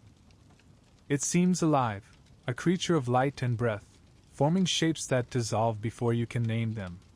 The healer watches too, their gaze soft. In the old ways, they say, smoke is a bridge. It carries our prayers to the sky, and the answers return in the same breath. They pick up a rattle, shaking it gently in rhythm with their words. The sound merges with the whisper of the fire. When the smoke rises, it joins the winds, and the winds carry it across mountains, rivers, oceans, until it touches every living thing. That is how prayer travels. You close your eyes. The scent surrounds you, enters you. You feel your breath deepen, your mind quiet. The smoke moves through you, not as something outside, but as something remembered, the same breath that once moved through forests, through ancestors, through every creature that ever lived. That is the secret. the healer whispers. Smoke is memory. They begin to tell you stories, soft, slow, as though the smoke itself carries the words. Once, they say, long before cities, when people still walked barefoot upon the earth, they learned to read the language of smoke. When a fire burned unevenly, it meant discord in the tribe. When the smoke twisted upward in straight lines, harmony had been restored. And when someone fell ill, the healer would burn sacred herbs, watch the way the smoke moved around the patient, where it clung, where it drifted, to see where the spirit was wounded. Smoke shows what the eye cannot, they say. It curls toward imbalance. It reveals the invisible. They stir the fire, sending up a new wave of fragrance. The air becomes thick, dreamlike. You can taste the sweetness on your tongue, feel warmth in your chest. In this way, the healer says, smoke is not only prayer, it is diagnosis. It tells us where harmony has broken, and it tells us how to mend. They hand you a small wooden bowl filled with crushed herbs. Smell each one, they instruct. Let them tell you who they are. You lift a pinch of sage to your nose. It smells dry, sharp, like sun on stone. Then cedar, resinous, comforting, full of memory. Then juniper, clean, crisp, like mountain air. With each scent you feel something stir, a memory you can't quite place. Campfires, storms, laughter, silence. The healer nods. You see? They speak in the language of scent. It goes straight to the spirit, no need for words. They take the bowl, toss a handful into the flames, and begin to sing. The song is low and rhythmic, almost a hum. The melody seems to move through the smoke, shaping it. You can feel it vibrate against your skin, see the patterns shift, spirals, circles, waves. The fire dances in response. You realize you're witnessing a conversation, not metaphorical, but literal, between human and element, between prayer and the living world. When we heal with smoke, the healer says between verses, we heal through breath. The same breath that moves through fire moves through you. To breathe is to pray. To exhale is to release. They pause, taking a long, deliberate breath. You follow, matching their rhythm. The smoke moves with you, coiling inward, outward, as if joining the flow. This is how we return balance, they whisper. By remembering that every breath we take is shared. As the ceremony continues, you notice the air shifting. The smoke no longer feels heavy, it feels luminous, as though filled with light instead of ash. You inhale deeply, and the world seems to pulse, trees, sky, you, all breathing together. The healer's voice drifts through the haze. Our ancestors taught that smoke is alive because fire is alive, and fire is alive because it remembers the first sun. When we burn herbs, we ask the sun to enter our medicine. That light cleanses everything it touches. They point to the sky where the early sun now rises, its rays piercing the thin veil of smoke. See how they meet? They ask. Fire from above, fire from below. Between them we live. You sit in silence, watching the smoke dissolve into the morning light until you can no longer tell where one ends and the other begins. The boundary disappears, as it always does, when things are in harmony. Finally, the healer takes a deep breath, then blows gently over the fire. The smoke thins, then fades. The plants have done their work. They say softly. Now they return to rest. They sprinkle a few drops of water on the embers. A faint hiss rises, a sound like a sigh, content and final. Steam curls upward in pale threads, carrying the last traces of scent, sage, cedar, sweetgrass, into the sky. Every healing, they continue, is an exchange. The plants give their life. We give gratitude. The smoke carries both gift and thanks back to the world. They reach for a small pouch at their side and draw out a pinch of cornmeal, scattering it over the ground. For the spirits who joined us, they say. For the fire that listened. For the air that carried our prayers. You follow their gesture, whispering a quiet thanks of your own. The wind stirs, gentle, almost playful. The smoke that remains dances upward one last time, twisting into a perfect spiral before disappearing into the open sky. There, the healer says. The prayer is complete. You sit together in silence for a while, breathing the clean morning air. The scent of smoke still lingers faintly on your skin, a reminder that the ceremony is not something outside of you, but something now woven into your breath. The healer turns toward you. Smoke connects what we cannot see. But there are other bridges, other songs that travel between worlds. The healers of old knew them all. They smile, eyes glinting with the light of the fire's last ember. Tonight you will hear one of those songs. Not from me, from the world itself. The song of the soul. They rise, lifting the shell of ashes and scattering them gently into the wind. The ash sparkles briefly in the sunlight, then disappears. Listen carefully. They whisper. The smoke has taught you breath. The next will teach you music, how spirit finds its way home through song. The wind carries their words through the trees, blending with the distant murmur of water and the faint hum of life returning with the sun. And as you follow them away from the dying fire, you realize that the smoke, faint, silver, alive, is still drifting beside you, a quiet reminder that every prayer you've ever breathed is still moving through the world. The path curves gently through the trees. The rhythm continues. And the story, still unbroken, begins to sing. The day drifts gently toward dusk. You walk with the healer along a path that winds beside a stream, the air cool and clear after the cleansing fire. The smoke scent still lingers faintly on your skin, sage, cedar, memory. The wind hums low through the reeds, and every sound, the whisper of water, the rustle of leaves, feels like part of one great rhythm. Now, the healer says, you have learned how the plants speak, how the earth breathes through smoke. But the deepest medicine of all is the song, because song is the spirit's own voice. They stop beside a wide, flat stone overlooking the water and sit, motioning for you to do the same. The light of the setting sun turns everything to gold. You can see your reflection trembling on the surface of the stream, doubled, half in this world and half in another. Long before the first drum was made. The healer continues. The people sang to the wind, to the river, to the stars. Song was how they remembered who they were. They leaned back, eyes distant, listening. Every healer carries a song.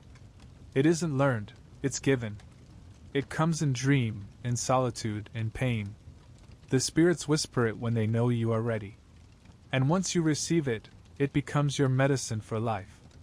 The wind quiets. The world leans closer. The healer closes their eyes and begins to hum, a single tone, low and steady, like a thread stretching into the darkening sky. The sound vibrates in your chest before it even reaches your ears. Then another note joins it, higher, lighter, weaving above the first. It's as if the earth and sky are singing together through one human voice. You feel it immediately, a stirring, an ache that isn't sorrow but recognition. The song doesn't describe anything, it reminds you of something older than memory. The heartbeat before birth, the silence before language. The healer's eyes remain closed, their voice rising and falling like waves. The sound moves through the air like smoke did that morning, spiraling, alive, full of meaning beyond words. You feel your pulse sinking to it. Your breath slows. Your body seems to dissolve into rhythm. This is not performance. They whisper between verses. It is remembering. Song is the bridge the soul uses to return to itself. They tell you then that each person carries a unique song, their soul song. Among some nations, it is sung at birth, at healing, at death, the same melody carried through the circle of life. When a person falls ill, the healer listens for that song. If they can't hear it, they know part of the soul has wandered away. The healing begins by calling it back. Among the Navajo, they say, there are chantways, sacred songs that restore hazo, harmony. Each chant is a universe unto itself, full of verses that weave myth and medicine together. The healer doesn't simply sing about health, they sing the world back into balance. Among the Inuit, the Angakik uses song to speak with the spirits of the sea and sky, to calm storms or call back souls lost in blizzard dreams. And among the Ojibwe, the Midewiwin sing the sacred teachings, their melodies passing wisdom from generation to generation like an unbroken chain of breath. To sing, the healer says, is to pray twice, once with words and once with spirit. They lift a small drum from their side, a circle of hide stretched tight across a wooden frame. They strike it gently with a padded stick. The sound is deep and resonant, tum, tum, echoing like a heartbeat through the clearing. This drum, they say, is not just an instrument. It is the heart of the earth. When we strike it, we remind ourselves that we are part of her pulse. They begin to drum softly, singing with it. The melody changes, more rhythmic now, rising with the pulse of the earth beneath your feet. The words are ancient, simple, half-chanted, half-breathed. Though you don't understand them, you feel their shape inside you, syllables that seem to touch something hidden behind your ribs. You realize the song isn't for entertainment. It's medicine. Every note is an act of alignment, a thread pulling body, spirit, and earth back together. You remember the healer's words. To heal is to remember the song. And now you understand what they meant. They stop drumming and hand you the stick. The drum will not answer if you strike it with thought, they say. Only with heart. You hesitate, then tap the hide lightly. The sound is dull, uncertain. The healer shakes their head gently. No. Don't make the rhythm. Feel it. You close your eyes. Listen. The night has deepened. The air hums with crickets and distant wind. Slowly, you find it, the subtle beat beneath everything. You lift the stick again and strike in time with that hidden pulse. Tum, tum, tum. The sound deepens. The drum seems to come alive beneath your hand. The healer smiles. There. That is the rhythm of your own heart meeting the earth's. They begin to sing again, this time wordless, weaving your rhythm into theirs. The two sounds, drum and voice, merge until it's impossible to tell where one ends and the other begins. You feel the vibration move through you like blood, like memory. It's not something you're doing. It's something you've joined. When the song ends, silence returns like a soft tide. You open your eyes, and for a moment the world glows faintly. The trees, the stream, even the air. Everything seems to shimmer with the residue of sound. The healer's voice is quiet. The song doesn't stop when we do, they say. It continues inside. The body carries it, even in silence. They lean forward, their gaze steady. When sickness comes, it's often because the song has grown faint. The spirit has forgotten its melody. Our task is to remind it, through drum, through chant, through breath. That's why we sing to the sick, to the dying, to the newborn. Not to comfort, but to awaken. They pause, letting the words sink in. Even the earth has a song. The rivers hum it, the stones keep its rhythm. When you listen long enough, you begin to hear it everywhere. You ask softly, do the spirits hear our songs too? The healer smiles. They are the song. When we sing, we remember that we are not apart from them. They tell you that in every ceremony, the healer listens first, not for the voice of the human, but for the response of the unseen. When the fire crackles in rhythm, when the wind stirs at a certain note, when an owl calls from the distance, that is how the spirits sing back.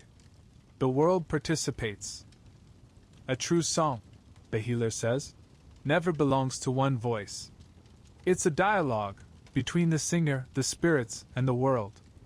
That is how healing happens. Not through control, but through conversation.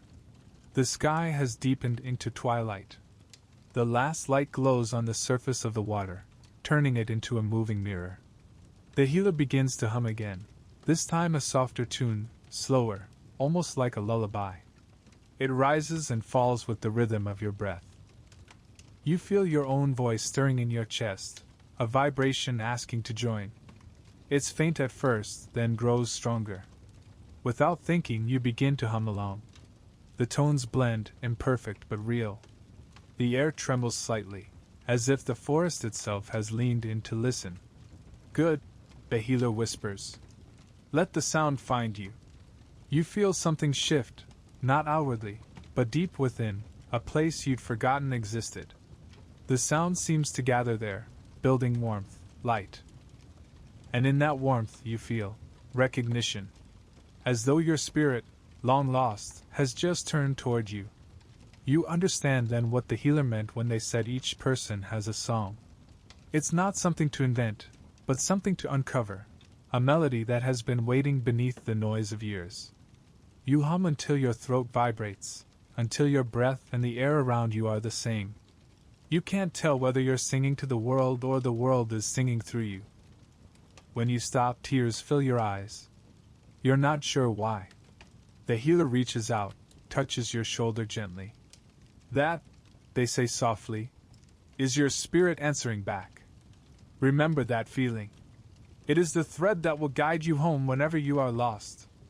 They rise slowly, their movements quiet, deliberate. The drum rests between you, still humming faintly from the last strike. The night is full of sound again, insects, wind, water, but all of it feels like part of the same great song you've just joined. The people of old, the healer says, used to sing as they worked, as they cooked, as they walked. They knew that life without song is life without spirit. The world stays alive through vibration. They look toward the horizon, where the first stars appear like pinpricks in indigo. Tomorrow, you will learn how the same song lives in stone, water, and wind. But tonight, let this one carry you. They begin to sing again, quietly, almost like breath. The melody moves through the darkness like a current, winding around you, through you, until you can feel the air vibrating in your bones. You lie back on the cool ground, staring up at the stars. The song continues, blending with the night until you can no longer tell whether it's coming from your ears or from within your own chest. The world hums, the river murmurs, the drum of the heart keeps time. And as your eyes grow heavy, you realize, the earth never stops singing. It is we who sometimes forget to listen. The song carries you into dreams, into silence, into light. And the story, still unbroken, breathes on. Dawn arrives as a whisper, not a shout. The stars fade one by one, and the air takes on the chill of beginnings. You wake beside the stream, the sound of its movement gentle and unending. The healer is already awake, sitting on a flat rock at the water's edge, hands resting on their knees, eyes half closed. The light of early morning paints the surface of the water in silver streaks. Mist drifts low, curling around the stones like breath. Everything is motion and stillness at once, a perfect balance, the world holding its inhale before the day begins. Listen, the healer says softly, without turning. Can you hear them? You tilt your head. At first, there is only the burble of the stream, the faint rustle of trees. But then you realize what they mean. The stones are speaking. Not in words, but in resonance, the sound of water striking their surfaces, the low vibration of weight meeting time. Each one carries its own tone, its own patient music. The songs of last night, the healer murmurs, belong to the fire and the body. But these songs, these belong to the earth itself. They gesture toward the stream. Come, let them teach you. You kneel beside them, the cold seeping through your knees, grounding you. The healer picks up a smooth stone, dark with moisture, and holds it in both palms. This is the oldest medicine, they say. Stone remembers everything. The heat of the sun, the chill of the stars, the footsteps of the ancestors who walked before us. When we touch it, we touch all of time. They hand it to you. The surface is cool, polished by centuries of water and wind. You hold it, and slowly, something passes between you, not energy exactly, but recognition. As though the stone knows who you are. The old ones called them the bones of the earth. the healer says. They keep the memory of creation. Some stones speak of stillness, some of endurance. When you hold one in ceremony, it teaches you how to be steady, how to endure storms without losing shape. They reach into the stream, gathering 3 more stones, each a different color: gray, red, white. See how each holds a different story? The red one remembers fire. The white one remembers water. The gray one, the quiet in between. They place the stones in a small circle on the ground. Together, they remind us balance is not stillness. It is motion in harmony. You watch as they sprinkle a handful of herbs into the stream. The scent of sage and cedar rises again, mingling with the morning air. Every ceremony begins and ends with the elements. They explain. Fire transforms, earth grounds, water cleanses, air carries. Without them, there is no world, and no healing. They dip their hands into the stream and splash water lightly over their face. Then they offer it to you. The touch of it shocks your skin awake, cold, pure, alive. You taste it, and it's sweeter than any drink you've known. Water is the blood of the earth, they say. It moves through stone the way your blood moves through veins. When it flows freely, life thrives. When it's blocked, sickness comes, in rivers, in bodies, in hearts. You think of all the rivers dammed, all the wells drained, all the ways the modern world forgets the simple truth of flow. The healer watches your expression and nods, as though hearing your thoughts. To heal, they say, you must let the current move again, inside and out. That is why we listen to water. It knows the way home. They lead you farther upstream where the water tumbles over rocks, forming a small cascade. The sound is strong but soothing, a voice that never tires. The healer kneels and cups both hands beneath the falling stream, lifting it toward the sky before letting it fall back. We call this offering, they explain. Returning what has been given. When you ask water for help, you must also give it freedom. Never trap it, never take without thanks. You close your eyes and listen to the rhythm of it, endless, unbroken. You begin to hear patterns in the splashing, a kind of hidden language. The healer hums softly along with it, their voice weaving into the sound until you can't tell where human ends and water begins. Every healer knows the songs of water. They say, the songs that cool fever, ease pain, calm the mind. But even more, they know how to listen to water, for in its flow is the story of balance. They gesture for you to place your hand in the stream. The current presses against your palm, gentle, firm, alive. Do you feel it? They ask. Yes, you whisper. Then you are hearing the pulse of the world. The wind rises suddenly, a soft gust that bends the grass and scatters droplets of water from the stream into the air. The healer looks up, eyes bright. Ah, they murmur. Now the last teacher joins us. The wind swirls through the trees, carrying the scent of pine and smoke and rain. It brushes your face like a hand. You inhale, and the breath feels endless, as though it's not you breathing it, but it breathing you. Wind, the healer says, is the spirit of movement. It carries every word ever spoken, every song ever sung. It is the invisible messenger between worlds. That is why we call upon it in every prayer, because the wind never forgets. They stand, raising their arms to the sky. The wind grows stronger, wrapping their robe around them, whipping strands of hair across their face.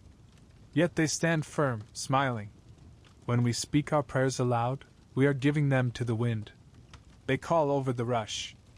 It carries them farther than our feet could ever travel. You mimic their gesture, feeling the current rush against your hands, your body, your breath. For a moment, it feels as though you might lift from the ground entirely, weightless, limitless. That is how the spirit moves, the healer says. Like wind, unseen, unstoppable, everywhere at once. The gusts begin to soften, shifting into a steady breeze. The trees sway in rhythm, and the sound becomes music again, leaves rustling, water murmuring, stones humming beneath your feet. the three voices of earth blending into one. Each element has its own song, the healer says, but together they form the chorus of life. You sit beside the stream again, listening. The sound of the water over stones merges with the sigh of the wind through branches. The rhythm is hypnotic, the heartbeat of creation itself. The stones teach us patience, the healer says. They endure centuries without complaint. The water teaches forgiveness, always moving, never holding grudges. And the wind teaches freedom, reminding us that spirit cannot be contained. They pick up one of the stones from the circle and hand it to you. When you carry this, you carry the strength of mountains. When you pour water over it, you awaken its memory. When the wind touches it, it speaks. This is how we weave the world back together, through relationship. They smiled gently. This is not superstition. It is observation. The earth responds to respect. Always has. Always will. The sun climbs higher now, and the morning turns warm. The mist burns away, leaving the air clear and bright. You watch the water glinting like glass, the stones gleaming wet and clean, the wind moving gently across the surface. Everything seems connected, part of a single, breathing body.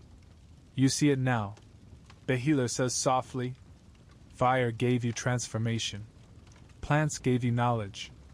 Animals gave you strength. Now the elements give you memory of what you truly are.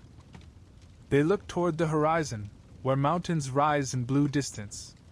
When we heal the body, we call upon all of these. The stone grounds, the water cleanses, the wind carries away what no longer belongs. Each one works not as tool, but as ally. They scoop another handful of water and let it fall through their fingers. Even this, even the simplest gesture, is ceremony. Because the world is ceremony. You watch the ripples spread outward, circling until they fade back into stillness.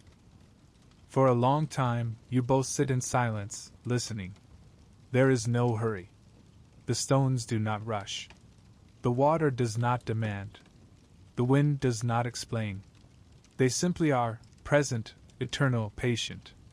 And in their presence, something in you settles. The constant hum of thought quiets. You begin to feel that same stillness, deep, anchored, yet alive with movement. The healer watches you quietly, then nods. Good, they say.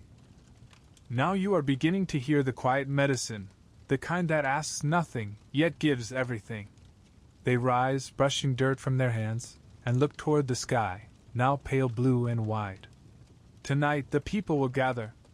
You will see how these elements, these spirits, these songs, come together in the great ceremonies, where healing becomes celebration. Their eyes soften. You have walked through smoke, song, and silence. Next, you will walk through the sacred dance, the rituals that keep the world in balance.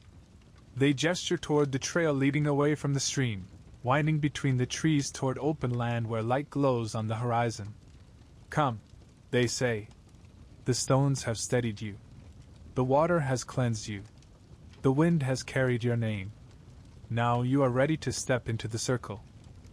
And as you rise and follow, the sound of water fades behind you, replaced by the low thrum of distant drums, faint but steady, calling you onward.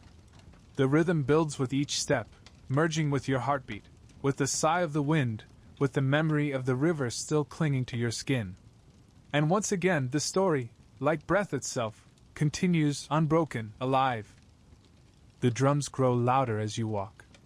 At first they sound like thunder rolling across the horizon, low, distant, full of promise. But soon you realize they are not storm drums. They are heartbeats, hundreds of them, calling from beyond the trees. The air trembles with rhythm. Each pulse seems to rise from the ground itself. You follow the healer along a path lit by the last light of day. Smoke drifts between the trunks of pine and cottonwood, carrying the smell of cedar and sage. The sun sinks slower, turning the sky the color of copper and ash. The world feels suspended between worlds, not quite day, not yet night. You hear that? The healer says. The drum is the first invitation. When it begins, every living thing listens. The people, the spirits, even the stones. They push aside a branch, and suddenly the forest opens into a wide clearing. Fires burn in a great circle, their flames licking the darkening air. People gather around them, men, women, children, elders, all wearing garments adorned with shells, beads, feathers, paint. Their faces shine in the firelight. The rhythm of the drums moves through them like one heartbeat shared by many bodies. You stand at the edge awed. It feels both intimate and vast, a human echo of the universe's pulse.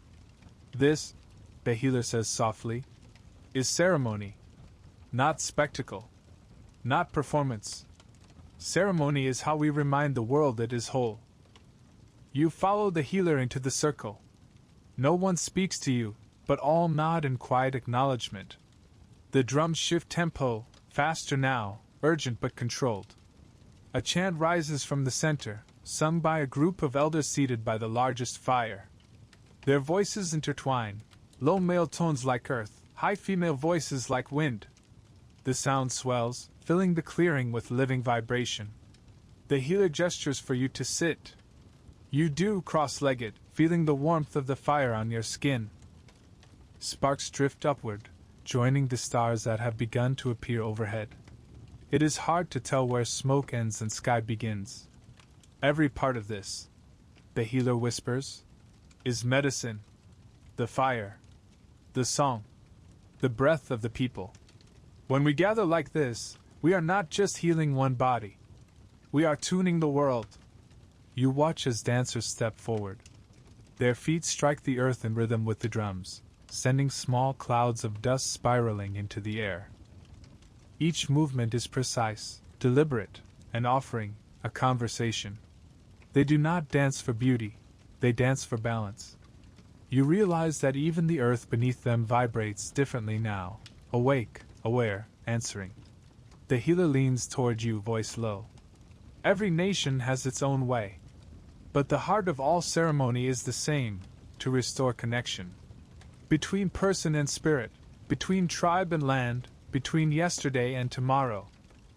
They point to the dancers, whose shadows flicker in the firelight. See how each step follows the drum? That rhythm is not random. It mirrors the pulse of the earth, the same pattern that beats in your chest. To join it is to remember you belong to the same breath as everything else. The chant grows louder, more layered. The smell of burning herbs thickens in the air, sweetgrass, juniper, sage, blending into something that feels alive. The smoke curls through the dancers' movements, wrapping them in luminous threads. You begin to sense that this is not entertainment but dialogue. The people are speaking to the unseen, calling on ancestors, animal spirits, the elements themselves. Every gesture, every note, every breath is part of a language older than memory. An elder steps forward carrying a bowl of glowing coals. They sprinkle powdered herbs into it, and a plume of blue smoke rises. The elder waves it with an eagle feather, walking around the circle, fanning the smoke over the crowd. When they reach you, they pause and let the smoke drift across your face. It feels cool and hot at once, sharp yet soothing. The scent cuts straight through your chest, filling you with a warmth that isn't entirely physical. The smoke carries prayer. The healer murmurs. The psalm gives it direction. The dance gives it life. Together they move the unseen world. You notice tears glinting on the cheeks of people around you, not sorrow, but release. Their faces are serene, luminous. The rhythm continues, steady as the turning of the earth. The healer begins to speak quietly, though their voice somehow cuts through the drums. In the old days, ceremonies lasted through the night. Some were for healing the sick, some for blessing the harvest, some for remembering the dead, because the dead still listen. And some were simply to remind the living that they were still part of the great circle. They pause, eyes reflecting firelight. We dance not to escape the world, but to step more deeply into it. The drums shift again, slower now, deeper. The dancers move as if through water, swaying and turning, their movements smooth as wind through grass. The fire crackles, sparks rising like prayers. When the people move together, the healer says, the earth moves with them. This is the oldest medicine, unity through rhythm. It heals what no hand can touch. You feel it too, a subtle trembling beneath the ground, like the heartbeat of the land itself answering the drum. It's not imagination. The rhythm has become real. You can feel it moving through your legs, your spine, your breath. For a moment, you are no longer observing. You are inside it. The healer stands offering you their hand. Come. The circle is open. You hesitate, then take it. The moment you step into the light of the fire, the rhythm catches you, not with force, but with recognition. The people shift slightly to make room, and suddenly you are one of them, moving in time with the drums. Your steps are clumsy at first, but no one minds. The healer's hand rests slightly on your shoulder, guiding you. The dust rises, the fire roars, and you lose yourself in motion. It is not a dance of performance. It is a dance of surrender. The drums quicken again, and something inside you, something that had long been sleeping, begins to wake. Every beat pulls you deeper into the rhythm until thought dissolves. There is no you, only movement, breath, heartbeat, drum. The smoke wraps around you, warm and cool at once. The world blurs, firelight, shadows, sky, all pulsing to one sound. The circle spins, and with it, the boundary between the physical and spiritual begins to fade. This is how the healers enter trance. The healer shouts above the drum. Through rhythm, through breath, through surrender. The body dances. The spirit walks. You can feel it, a lightness in your chest, a widening of perception. The stars above you seem impossibly bright. The sound of the drums becomes everything. And for a heartbeat, maybe a lifetime, you are outside of time. When the rhythm finally slows, it feels like surf pulling back from shore. The dancers stop gradually, breathing hard, sweat shining in the firelight. The air is thick with warmth and scent and something electric, a shared stillness. The healer places a hand over your heart. There, they whisper. You feel that? The space after the song? That is where spirit speaks. You nod, chest rising and falling. Your pulse is still beating in rhythm with the drums, but softly now, as if the world itself has settled inside you. That is the purpose of ceremony. They continue. Not to escape life, but to merge with it. Every chant, every drumbeat, every motion is a way of remembering the pattern of balance. Around the circle, people begin to hum a low, steady note, a closing tone, round and full. It feels like the sound the earth would make if it could sigh. The fires crackle, the stars shimmer, and the air seems thick with gratitude. The healer raises their hands. We thank the spirits who joined us, the ancestors who listened, the elements that carried our prayers. Their voice carries through the clearing, joined by others until the words become music again. The hum deepens, fades, becomes silence. For a long moment, the only sound is the soft whisper of wind through grass. Then, slowly, the people begin to disperse. Some sit by the fires, others embrace quietly, smiling through tears. The healer guides you toward the edge of the circle. The night is cool again, the air crisp, the smell of smoke lingering like memory. Now you've seen what it means to walk in ceremony, they say. It is the heartbeat of our medicine, the meeting of all things, body, spirit, earth, and sky. They look toward the horizon, where the first pale hint of dawn begins to touch the darkness. But there is another circle, they add. One hidden within this one, the lodge where the body and spirit are reborn together through breath and heat. Their eyes glint in the firelight. Tomorrow, before sunrise, we will enter it.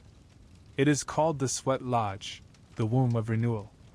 You follow their gaze toward the distant shadow of a dome-shaped hut built from willow branches and hides.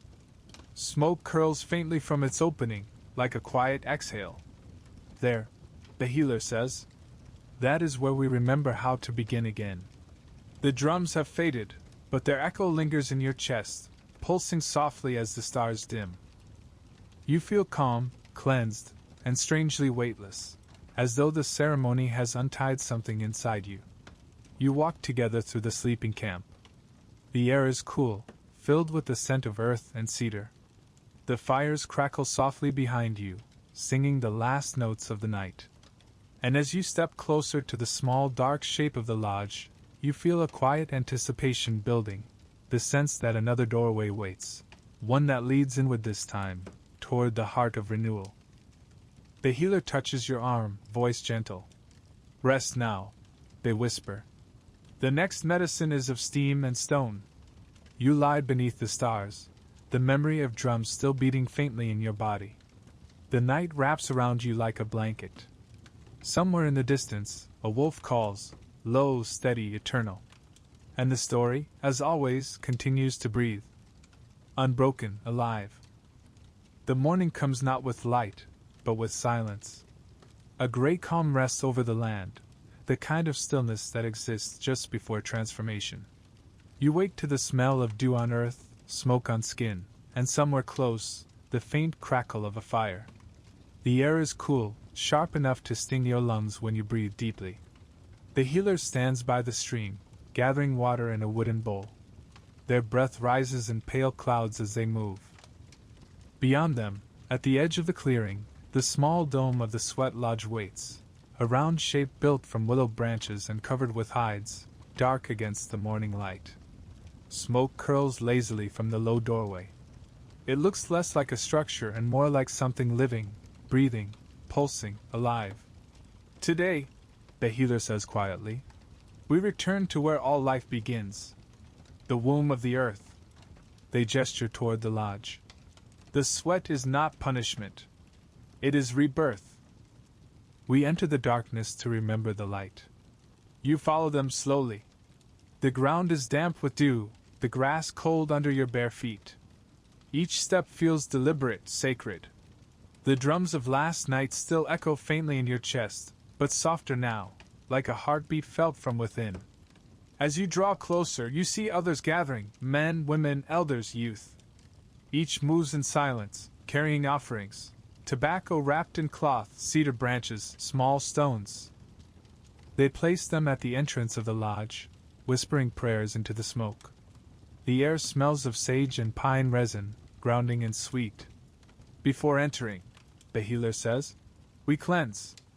The fire and the water must meet inside us. They dip a cedar branch into the bowl of cold stream water and flick it gently over your head, your shoulders, your chest. The droplets sting and wake your skin. Then they fan you with smoke from a smoldering bundle of herbs. The scent surrounds you, sharp, clean, ancient. Now your spirit is listening. They murmur. They turn to the firekeeper, a quiet figure tending a pit of glowing stones nearby. The stones are large and round, their surfaces blackened from heat. The firekeeper uses long wooden tongs to shift them, sparks rising like stars. These are the grandfathers, the healer says. They hold the memory of the earth's first fire. They will carry it into the lodge for us. The firekeeper nods solemnly. The stones hiss and crack as they burn brighter. When the stones glow, the healer whispers, they become light inside darkness. That light shows us who we are. One by one, the participants kneel and crawl into the lodge. You follow, ducking low through the small doorway. Inside, it's dark, almost absolute. The only light filters through the cracks of the hides, faint and amber.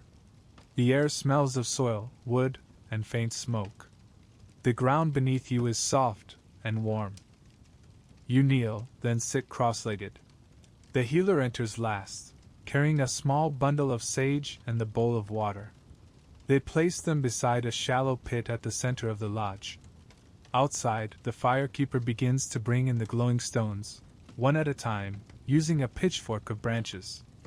Each stone glows red, pulsing like a heartbeat. They are placed carefully into the pit until the small space glows with dim light. The healer kneels before them.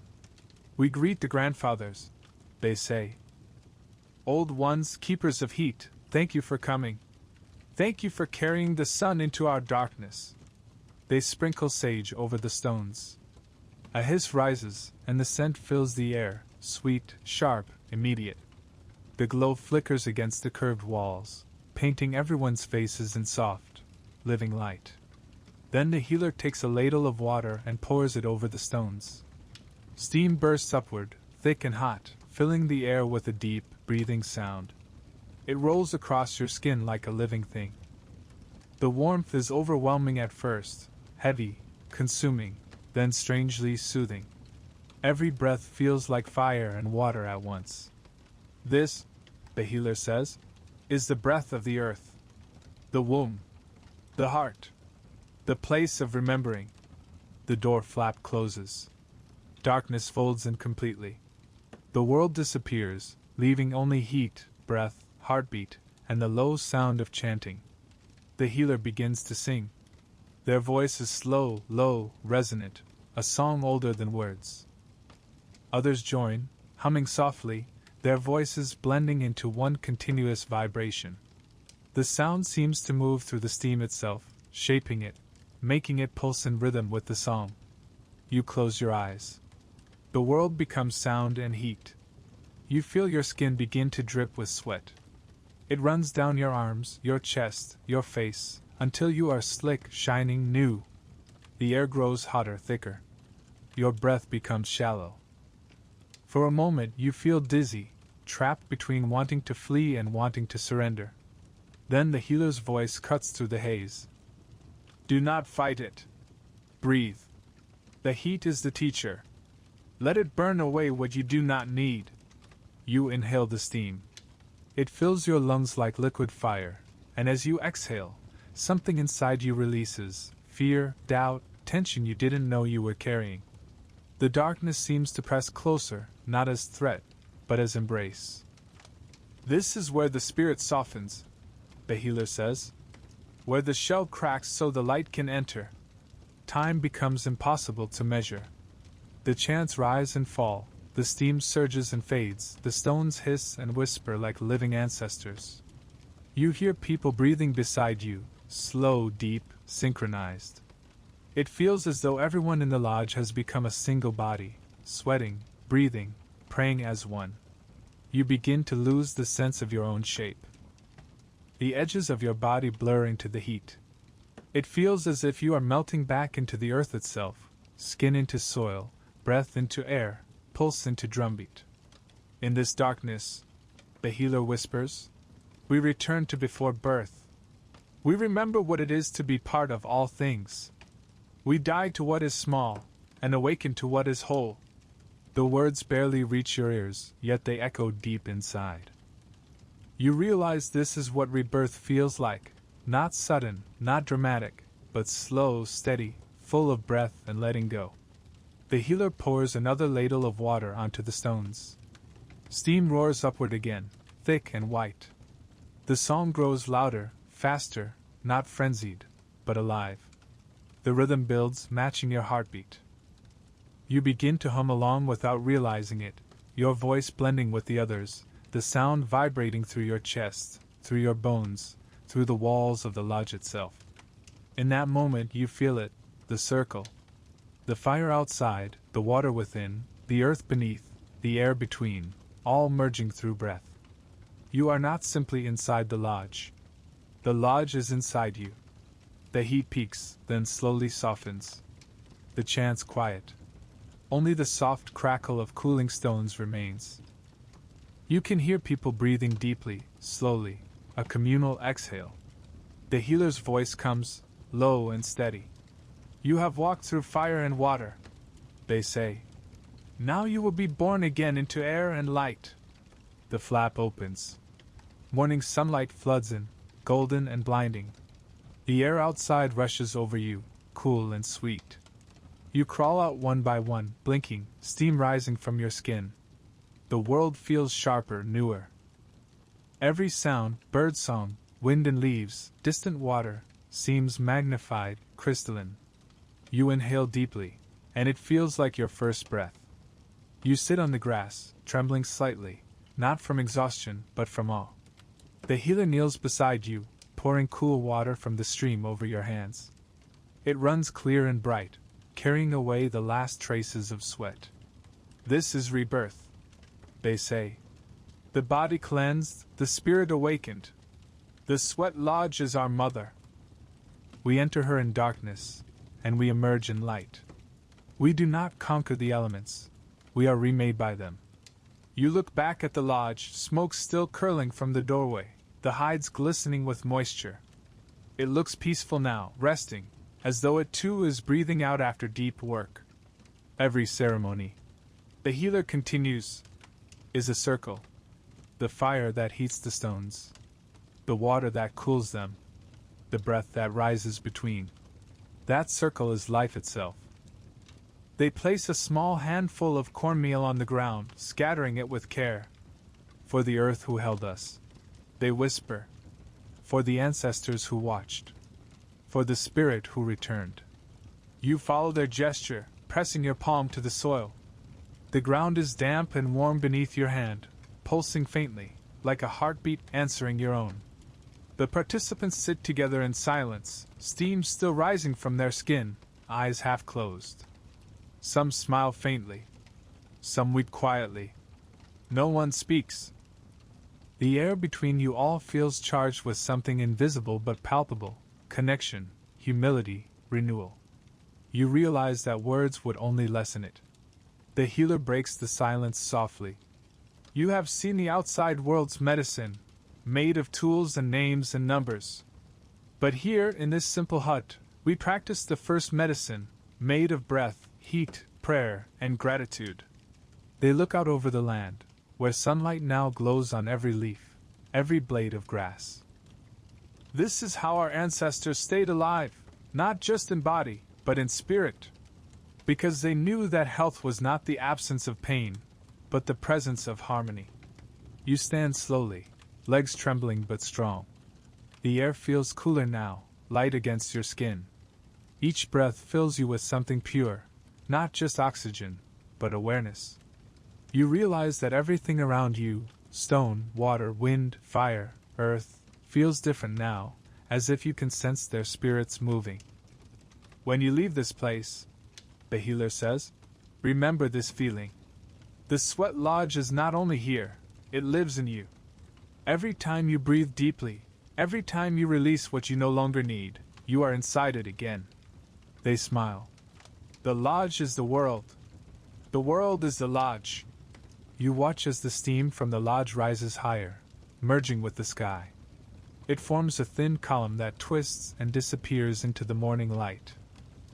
For a moment you can almost see faces in it, ancestors, animals, spirits, watching, smiling, dissolving into air. Now, the healer says softly, you are ready for the next path, the path of calling the spirit home. They turn toward the forest, where shadows still linger under the trees. Some illnesses do not come from the body, they say.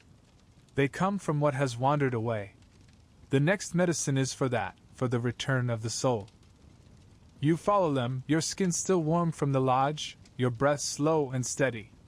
The path curves into the shade again, where the air smells of earth and rain. Somewhere ahead, you hear the faint cry of a bird, distant, mournful, calling something back. And once again, the story, steady, alive, eternal, moves forward unbroken. The forest grows darker as you follow the healer beneath the canopy. Sunlight filters through in thin gold lines, but beneath the branches, the world feels older, quieter. The air smells of moss, pine, and the faint sweetness of decay. You can still feel the warmth of the lodge on your skin, but now the cool shade wraps around you like a second breath.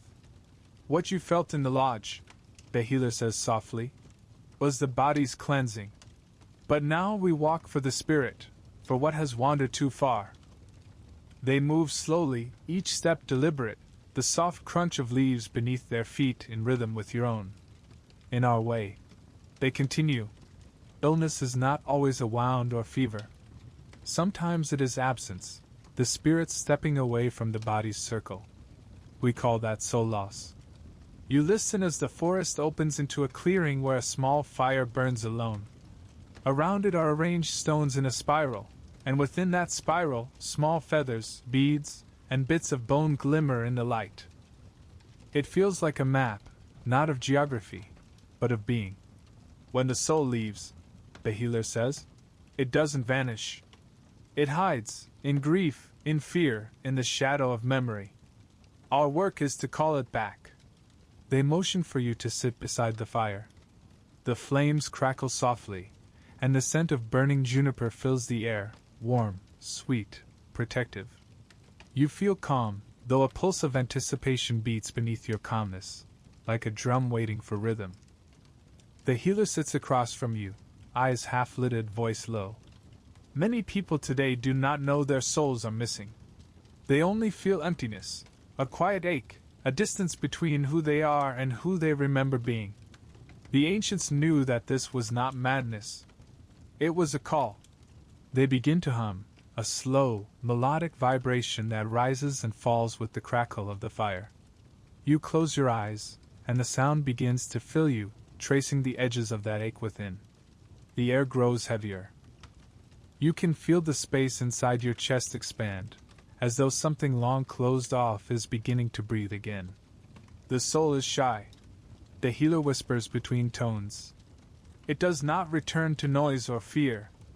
It returns to song, to warmth, to patience, to invitation.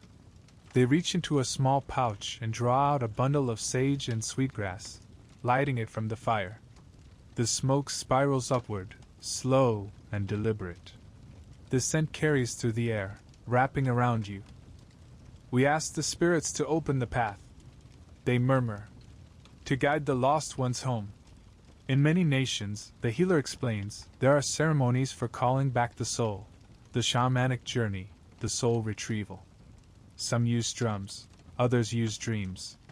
Some travel into the deep woods, some into the heart of fire, some simply into silence.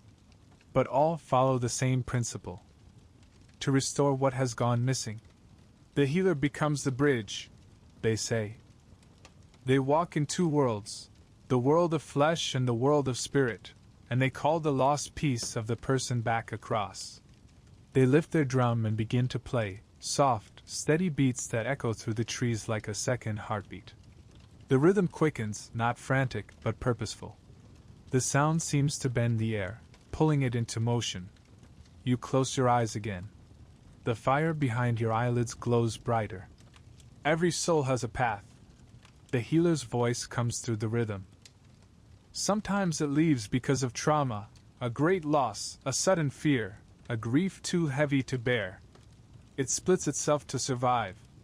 But even when it leaves, it still listens. The drumbeat deepens. You begin to see shapes behind your eyelids, flashes of light, fragments of memory, a door, a shadow, a hand reaching through darkness. You're not dreaming. You're remembering. The healer's voice grows fainter, echoing as if from far away. Follow it, they say. The piece that left you. Do not chase it. Walk gently. You step, in imagination, in spirit, you're not sure which, into that shadow. The forest fades, and you find yourself standing in a place made of echoes. The ground is neither earth nor air. You can hear your own heartbeat, slow, steady, like the drum. And in the distance, faint but clear, a whisper, like the sound of your name spoken underwater. You move toward it. It feels familiar yet fragile, a child's voice, maybe, or a version of yourself from long ago. It hums a small tune, the kind sung to soothe or remember. You reach out, and for a moment you see it, a small light flickering in the darkness, trembling like a candle in wind. It left because it was frightened. The healer's voice comes faintly. Tell it the world is safe now. Tell it you are ready to listen. You speak without words, a feeling more than sound. The light flickers again, hesitates, then moves closer. You feel warmth, not from fire, but from within, and then, suddenly it enters you. There's no impact, no flash, just a deep inhalation, like lungs filling for the first time. Your chest expands. You gasp softly. The air feels different, fuller, truer. There, the healer says gently, their voice now close again. You have found your way back. You open your eyes. The forest returns, the fire, the smoke, the healer watching you quietly. Their expression is calm, but their eyes gleam with satisfaction. Do you feel it? They ask. You nod slowly. Good. That warmth in your chest is your spirit returning to its rightful place. When the soul comes home, it brings life with it. You will dream differently now. Breathe differently. See differently. They add another handful of herbs to the fire. The smoke thickens, carrying a scent both sweet and grounding. It swirls upward, catching in the branches above, and for a moment you think you see shapes in it, faces, animals, shadows of ancestors watching silently. They have seen this many times, the healer says, following your gaze. Each person must do it in their own way. The healer only opens the path. You must walk it. They hand you a small leather pouch tied with a red string. Inside, you feel the weight of a single smooth stone, cool to the touch. Carry this, they say. It will remind your spirit where home is. When fear calls you away again, hold it. It will answer. You sit in silence, watching the fire. The smoke rises straight now, clean, steady. You feel lighter, not as though something has been added, but as though something long forgotten has been restored. The return of the soul, the healer says softly, is not an ending. It is the beginning of belonging. You cannot walk the healing path until you have all your pieces. Now you are whole enough to carry wisdom. They smile faintly. This is what our ancestors meant when they spoke of being alive, not just breathing, but being fully present in your skin, your story, your place in the world. The forest seems brighter now. The birds begin to sing again, their notes threading gently through the stillness. Even the air feels changed, clearer, kinder. When we lose parts of ourselves, the healer says, we lose the memory of harmony. When we find them again, the world itself begins to heal with us. They rise slowly, brushing their hands on their robe. The next path will show you how that harmony is kept, how the wisdom of one generation flows into the next. Because what you reclaim today is not just for you. It is for all those who will come after. You look once more into the fire. The embers pull softly, steady as breath. You realize that even this flame, small, contained, carries the light of the first fire, the same that burns in every hearth, every heart, every sun. You close your eyes, breathing in the scent of smoke and juniper. The warmth spreads through you again, gentle, familiar. It feels like being held. Come, the healer says. The elders are waiting. The stories must be shared before the night falls again. You rise, the leather pouch resting warm against your chest, and follow them out of the clearing. The path winds between the trees, sunlight dappling the forest floor. The air hums quietly, alive with unseen voices.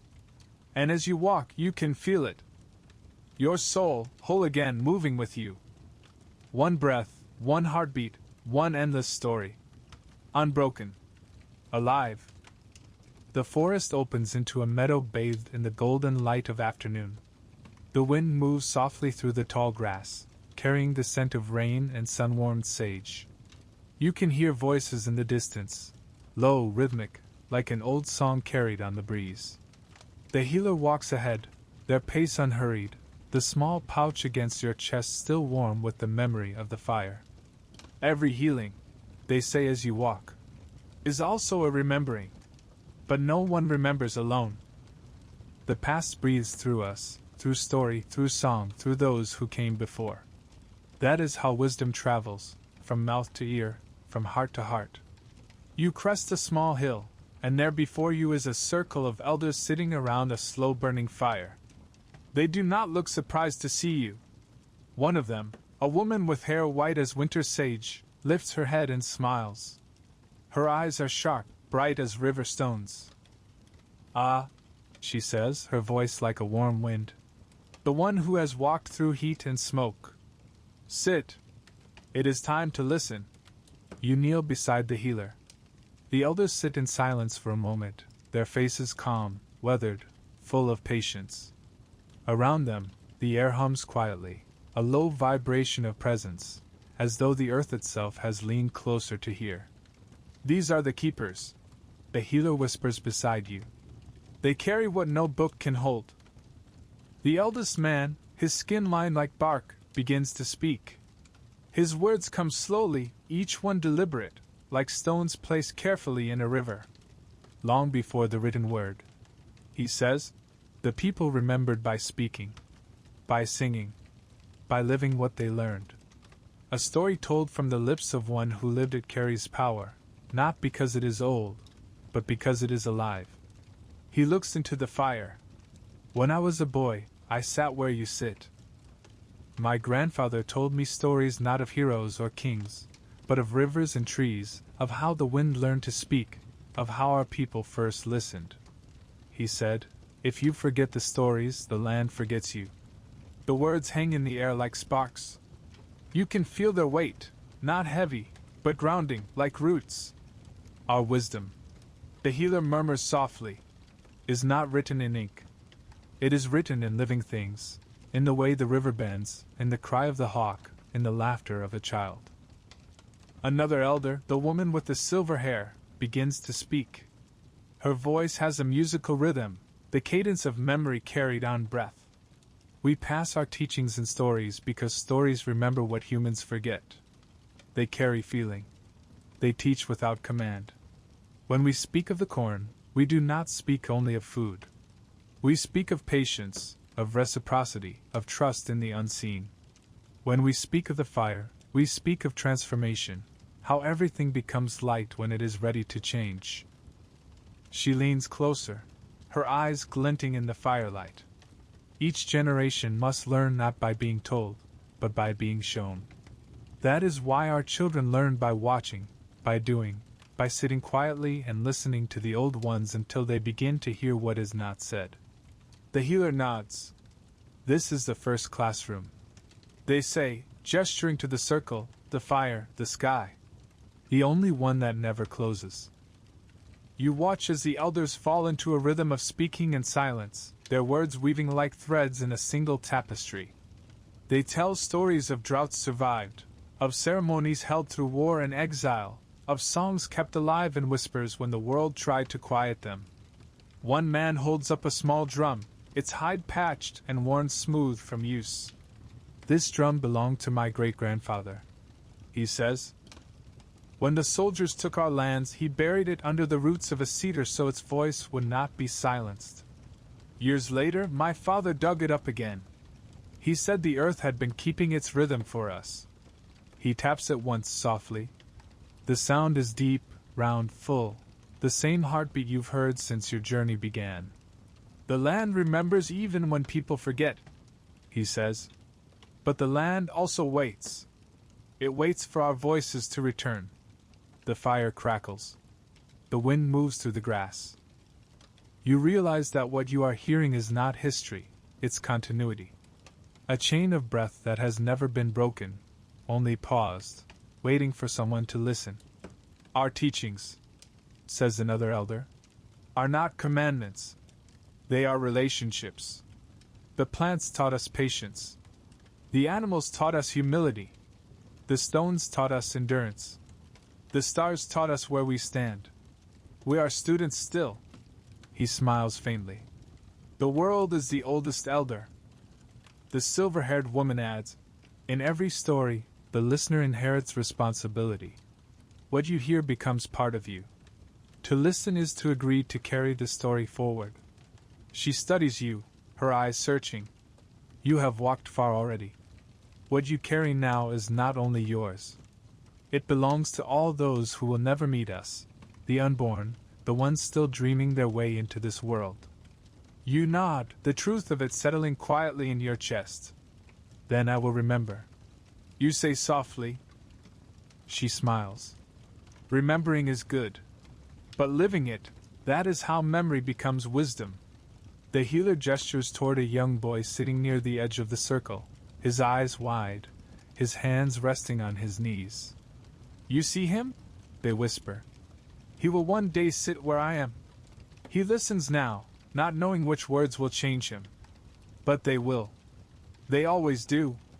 The boy looks up briefly and meets your eyes.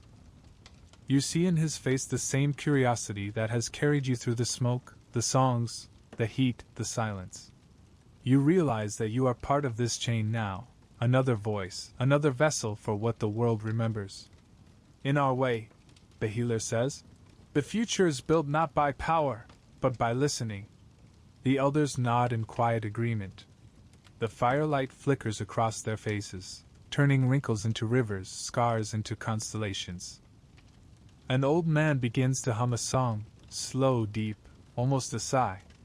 The others join him one by one. It's not a song of ceremony this time, but of gratitude, the kind sung when teaching ends and understanding begins. The melody flows like water, low and gentle. The healer leans close and whispers, "This song is for continuity. It thanks those who kept the fire alive and those who will tend it after we're gone." You join in softly, your voice trembling at first, then steady. The sound blends with theirs until there's no separation between old and young, teacher and student, past and present. You feel the weight of all who have sung this before, generations stretching behind you like a long, unbroken thread. The fire glows brighter, not because it burns stronger, but because the air around it is filled with remembering. We are the living memory of the earth, the healer says. When we speak, she remembers herself through us. The song fades, and the silence that follows feels full, sacred. The elders begin to rise, one by one, their movements slow but sure. The woman with the silver hair touches your shoulder as she passes. Carry what you've heard in kindness, she says. That is how wisdom travels far. The healer stands and looks toward the horizon. The sun has begun to dip again, setting the sky aflame in red and gold. You have learned from the living and from the land, they say. Now there is one more truth to see, one that lives not in plants or stones or stories, but in belief itself. Because even wisdom fades if the heart forgets how to trust. They begin walking down the slope toward the river, their shadow long in the setting sun. You follow, feeling the warmth of the fire still against your back, the echo of the elders' song lingering in your ears. The air grows cooler, the light softer. The river's voice reaches you again, eternal, calm, endless. You understand now that every part of this journey, the smoke, the song, the stone, the water, has been preparing you for the simplest truth of all. That healing begins where faith returns. Come, the healer says gently. You've heard the wisdom of generations. Now you must understand what keeps it alive. You step beside them, the scent of sage rising once more as the night gathers around you, and the rhythm of the world, soft, patient, eternal, carries you forward into the next breath of the story. Unbroken. Alive. Night gathers gently, not as darkness, but as a deepening blue. The last light of the sun fades behind the trees, and the river glows like liquid silver. The healer walks ahead of you, their silhouette reflected in the moving water. The air is cool now, fragrant with damp earth and cedar. Crickets have begun their steady chorus, the heartbeat of evening. You've heard the wisdom of those before you, the healer says quietly. Now you must understand what gave it breath, the invisible thread that holds all medicine together. Belief. They stop at the river's edge and kneel, dipping their hands into the current. The moonlight ripples across the surface, breaking into soft shards of light. Everything we do, they continue. Every song, every prayer, every ceremony, it all begins here, in the unseen. Without belief, the smoke is only smoke. The song is only sound.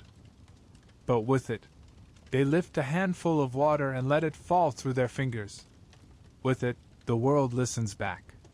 You sit beside them. The sound of the water fills the silence between breaths. You can feel the truth of what they say, How all the rituals you've witnessed, all the medicines and songs, were not separate acts, but expressions of something deeper. Trust in the unseen balance between body and spirit. In our way, the healer says, the world is alive because we believe it is. The plants heal because we honor them. The stones protect because we ask them. The fire transforms because we trust its light.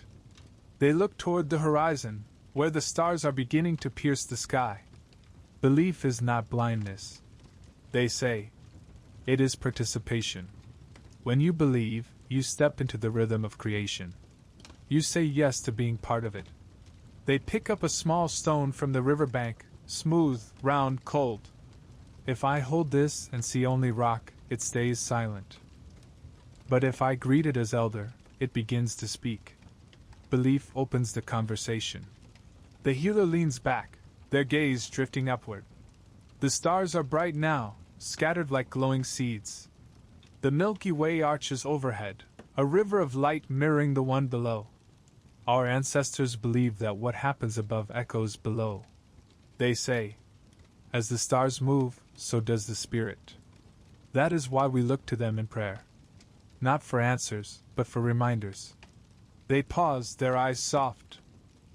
To the untrained eye, this looks like myth. But myth, they say, is the way truth speaks to the heart. You think of the people you've seen in a circle, the dancers, the singers, the elders. Their faith was not naive. It was lived. You realize that belief, for them, was not about explanation, but connection, not something to prove, but something to participate in. The modern mind, the healer says quietly, divides belief from knowledge. But the old ones knew they are the same. To know is to believe deeply enough that your life aligns with what you know. They smile faintly. You see, the medicine works not because of superstition, but because of relationship. When the heart believes healing is possible, the spirit listens. The body follows. The healer begins to hum again, a low, circular melody that sounds almost like breathing. They pick up a handful of sand and let it fall slowly into the river. Each grain, they say, is a prayer. Alone, it sinks. Together, they form a shore. Belief is the same.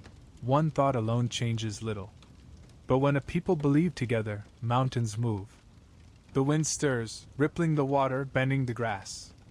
The stars tremble on the surface of the river like living eyes. When our people gathered for ceremony, the healer says, they did not come to watch the healing. They came to become the healing.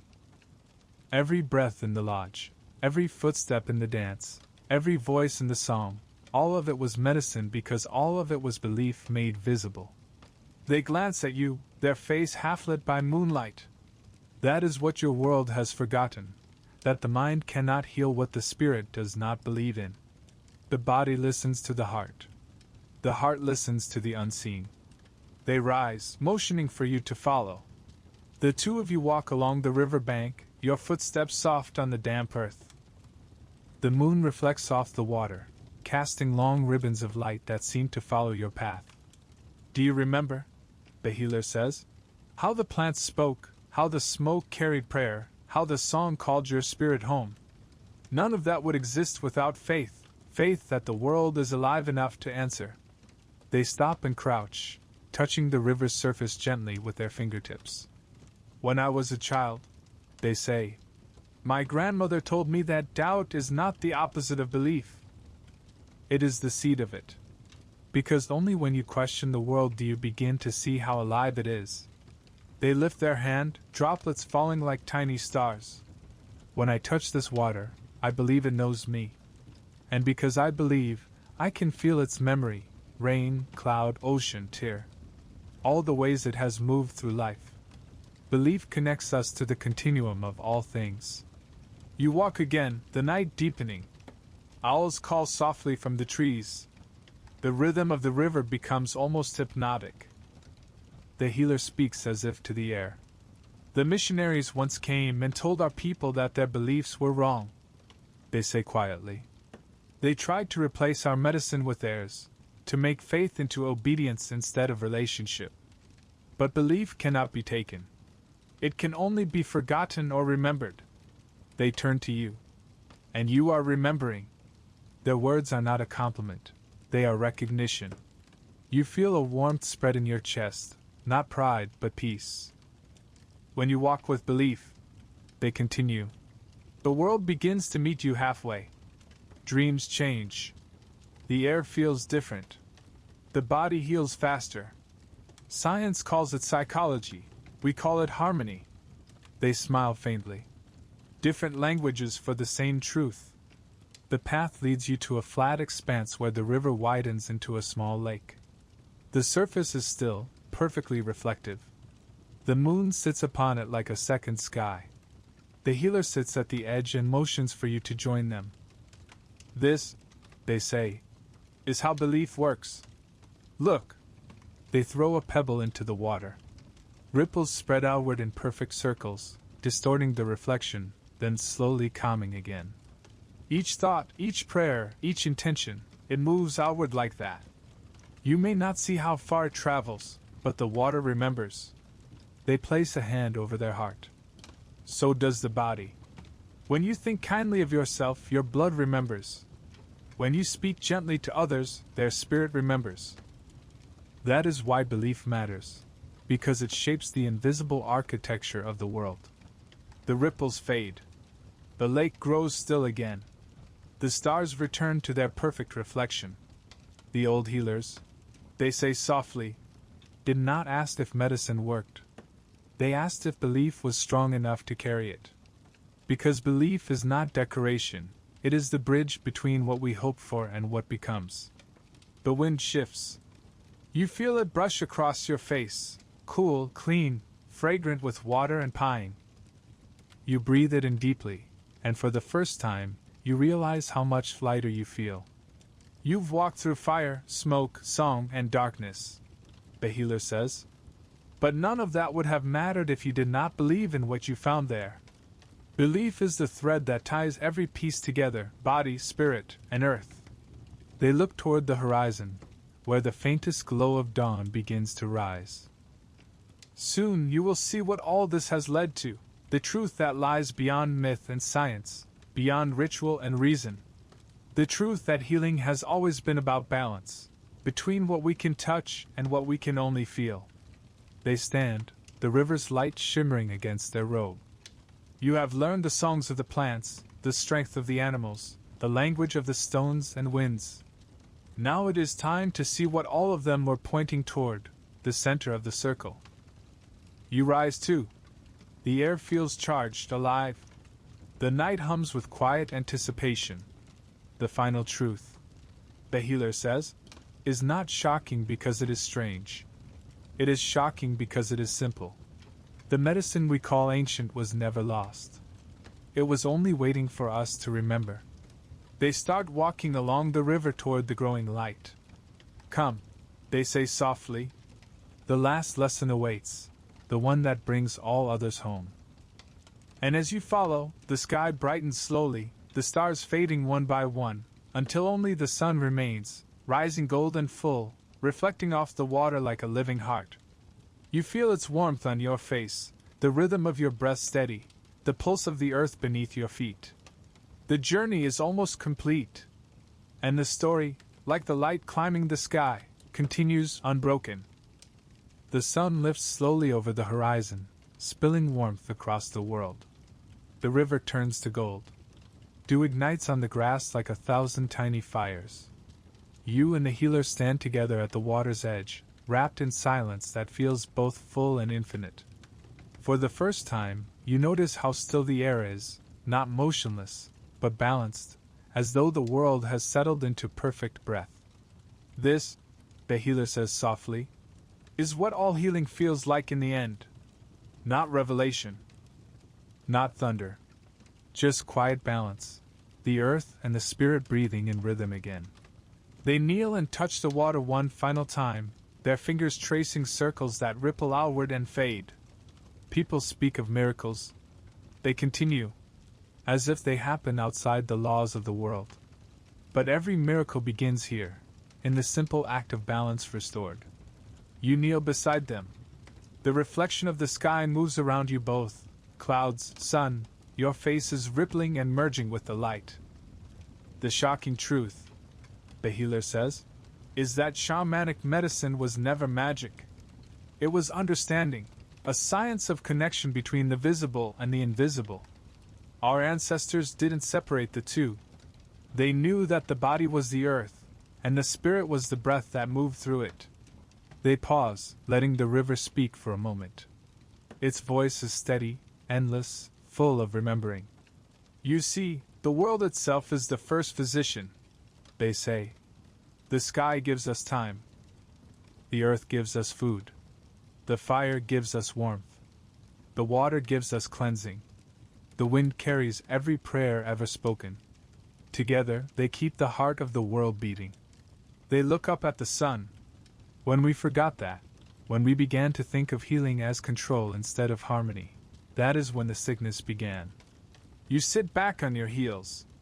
The air is warm now, sweet with the scent of wet grass and smoke from last night's fire still lingering in the distance. The healer's voice softens, becoming almost like a memory itself. Once, they say, we knew that the body and the spirit are not two halves but one circle. When someone was ill, we didn't just treat the wound, we treated the story. We listened to the grief beneath the fever, the silence behind the cough, the fear beneath the pain. Because illness is never the enemy. It is a message asking to be heard. They turn to you, eyes bright with reflection. That is the truth the world forgot, that healing is not something done to us. It is something done with us. Between the heart and the world, between the seen and unseen, in that sacred dialogue where life speaks back. You feel the words settle inside you like stones in a river, solid, grounding, true.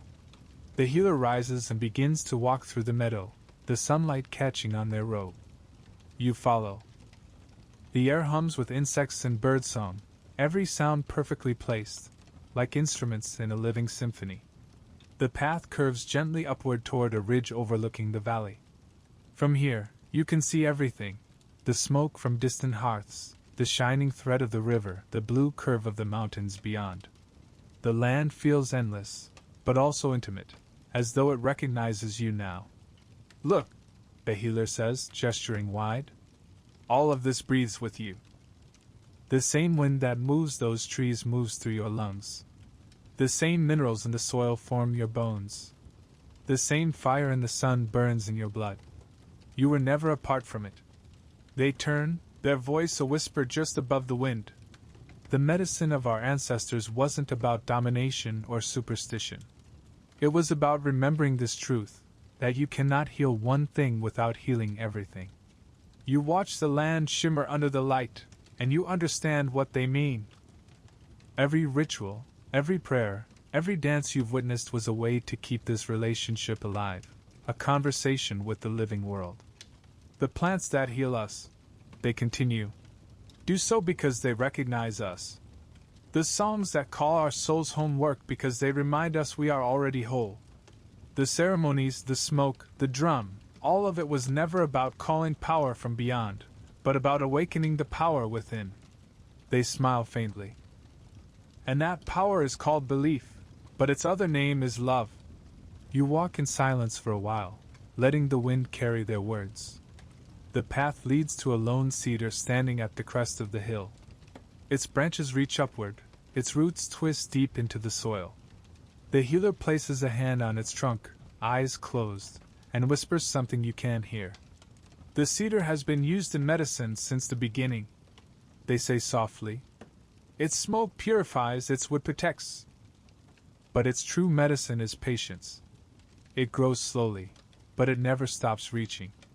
That is what belief does. It grows, even in silence. They glance toward you. You asked what made the old healers so powerful. It was not the herbs or the chants. It was their faith in relationship, the certainty that everything they touched was alive, responsive, sacred. The wind stirs the cedar's branches, and a soft rain of needles falls, landing on your hands. You turn one over in your palm, small, green, fragrant. For a moment, it feels like the world is whispering something through it, not in words, but in sensation, remember. Modern medicine, the healer says after a long pause, learn to look through microscopes and see the smallest parts of life. Our medicine learned to close the eyes and feel the largest, the space between stars, the silence between breaths. Both are true. Both are needed. They smile, eyes reflecting the light. The future of healing is not in choosing one over the other. It is in remembering that both speak of the same thing, the mystery of balance. They crouch, scoop a handful of soil, and let it sift through their fingers. This soil, they say, is full of ancestors, of plants, animals, humans, and time itself. We are made of their dust. We walk on our own past, and our bodies feed the future. There is no separation, only continuation. They look up. That is the medicine the world forgot, that the sacred was never somewhere else. It was always here. The sun has climbed high now. The air shimmers with heat, but you don't feel tired. You feel open, like every cell in your body is listening. The healer's voice is softer now, more like wind through grass than speech. We have walked far together, they say, through smoke and stone, through song and silence. You have seen how the healer spoke to plants, to fire, to wind. You have felt how belief changes what it touches. They turn toward you, their gaze kind, unwavering. Now you must carry it forward, not as a story of the past, but as a way of living. Because the medicine of the earth is not history. It is invitation. They step closer and place their hand gently over your heart. Everything you need to heal is already here. They whisper. In your breath, in your heartbeat, in the land beneath your feet. You are the continuation of every healer who ever sang to the stars. For a long time neither of you speak. The wind moves around you. The sky feels endless. Somewhere, far below, you can hear the faint hum of the river again. The same river that began this journey, always flowing, always new. The shocking truth, the healer says at last, their voice barely above the wind, is that the medicine never belonged to the past. It lives wherever there is reverence, wherever there is listening. It lives wherever someone remembers that the world is alive, and that they are part of it. You close your eyes. You can still hear the drumbeats from the first night, soft now, echoing inside you. The rhythm merges with your pulse, your breath, the quiet hum of the earth beneath you. The circle is complete. Do you feel it? The healer asks. Yes, you whisper. Then the journey is over. They say, but the listening never ends. They step back, smiling. The sunlight flares behind them, turning their figure into silhouette, a shape of warmth, of memory, of continuity. Go, they say softly. The world is waiting for your medicine. You turn toward the valley. The air shimmers. Every sound, the river, the wind, the birds, seems to blend into one continuous song, the same song that began when you first awoke in that dark hut smelling of smoke and herbs. You take a deep breath, and it feels like the earth breathing through you. And as you walk down the hill, the words of the healer echo quietly in your chest. Medicine was never about curing. It was about remembering that we belong. The wind carries the scent of sage. The river glitters below. The horizon stretches open, wide, golden, alive. And the story, the ritual, the healing, continues forever. Softly, steadily, unbroken. And so, as the sun sets again and the world exhales, may these echoes of the past guide you gently into dreams, where fire still hums, water still whispers, and the ancient medicine of the earth still breathes through us all.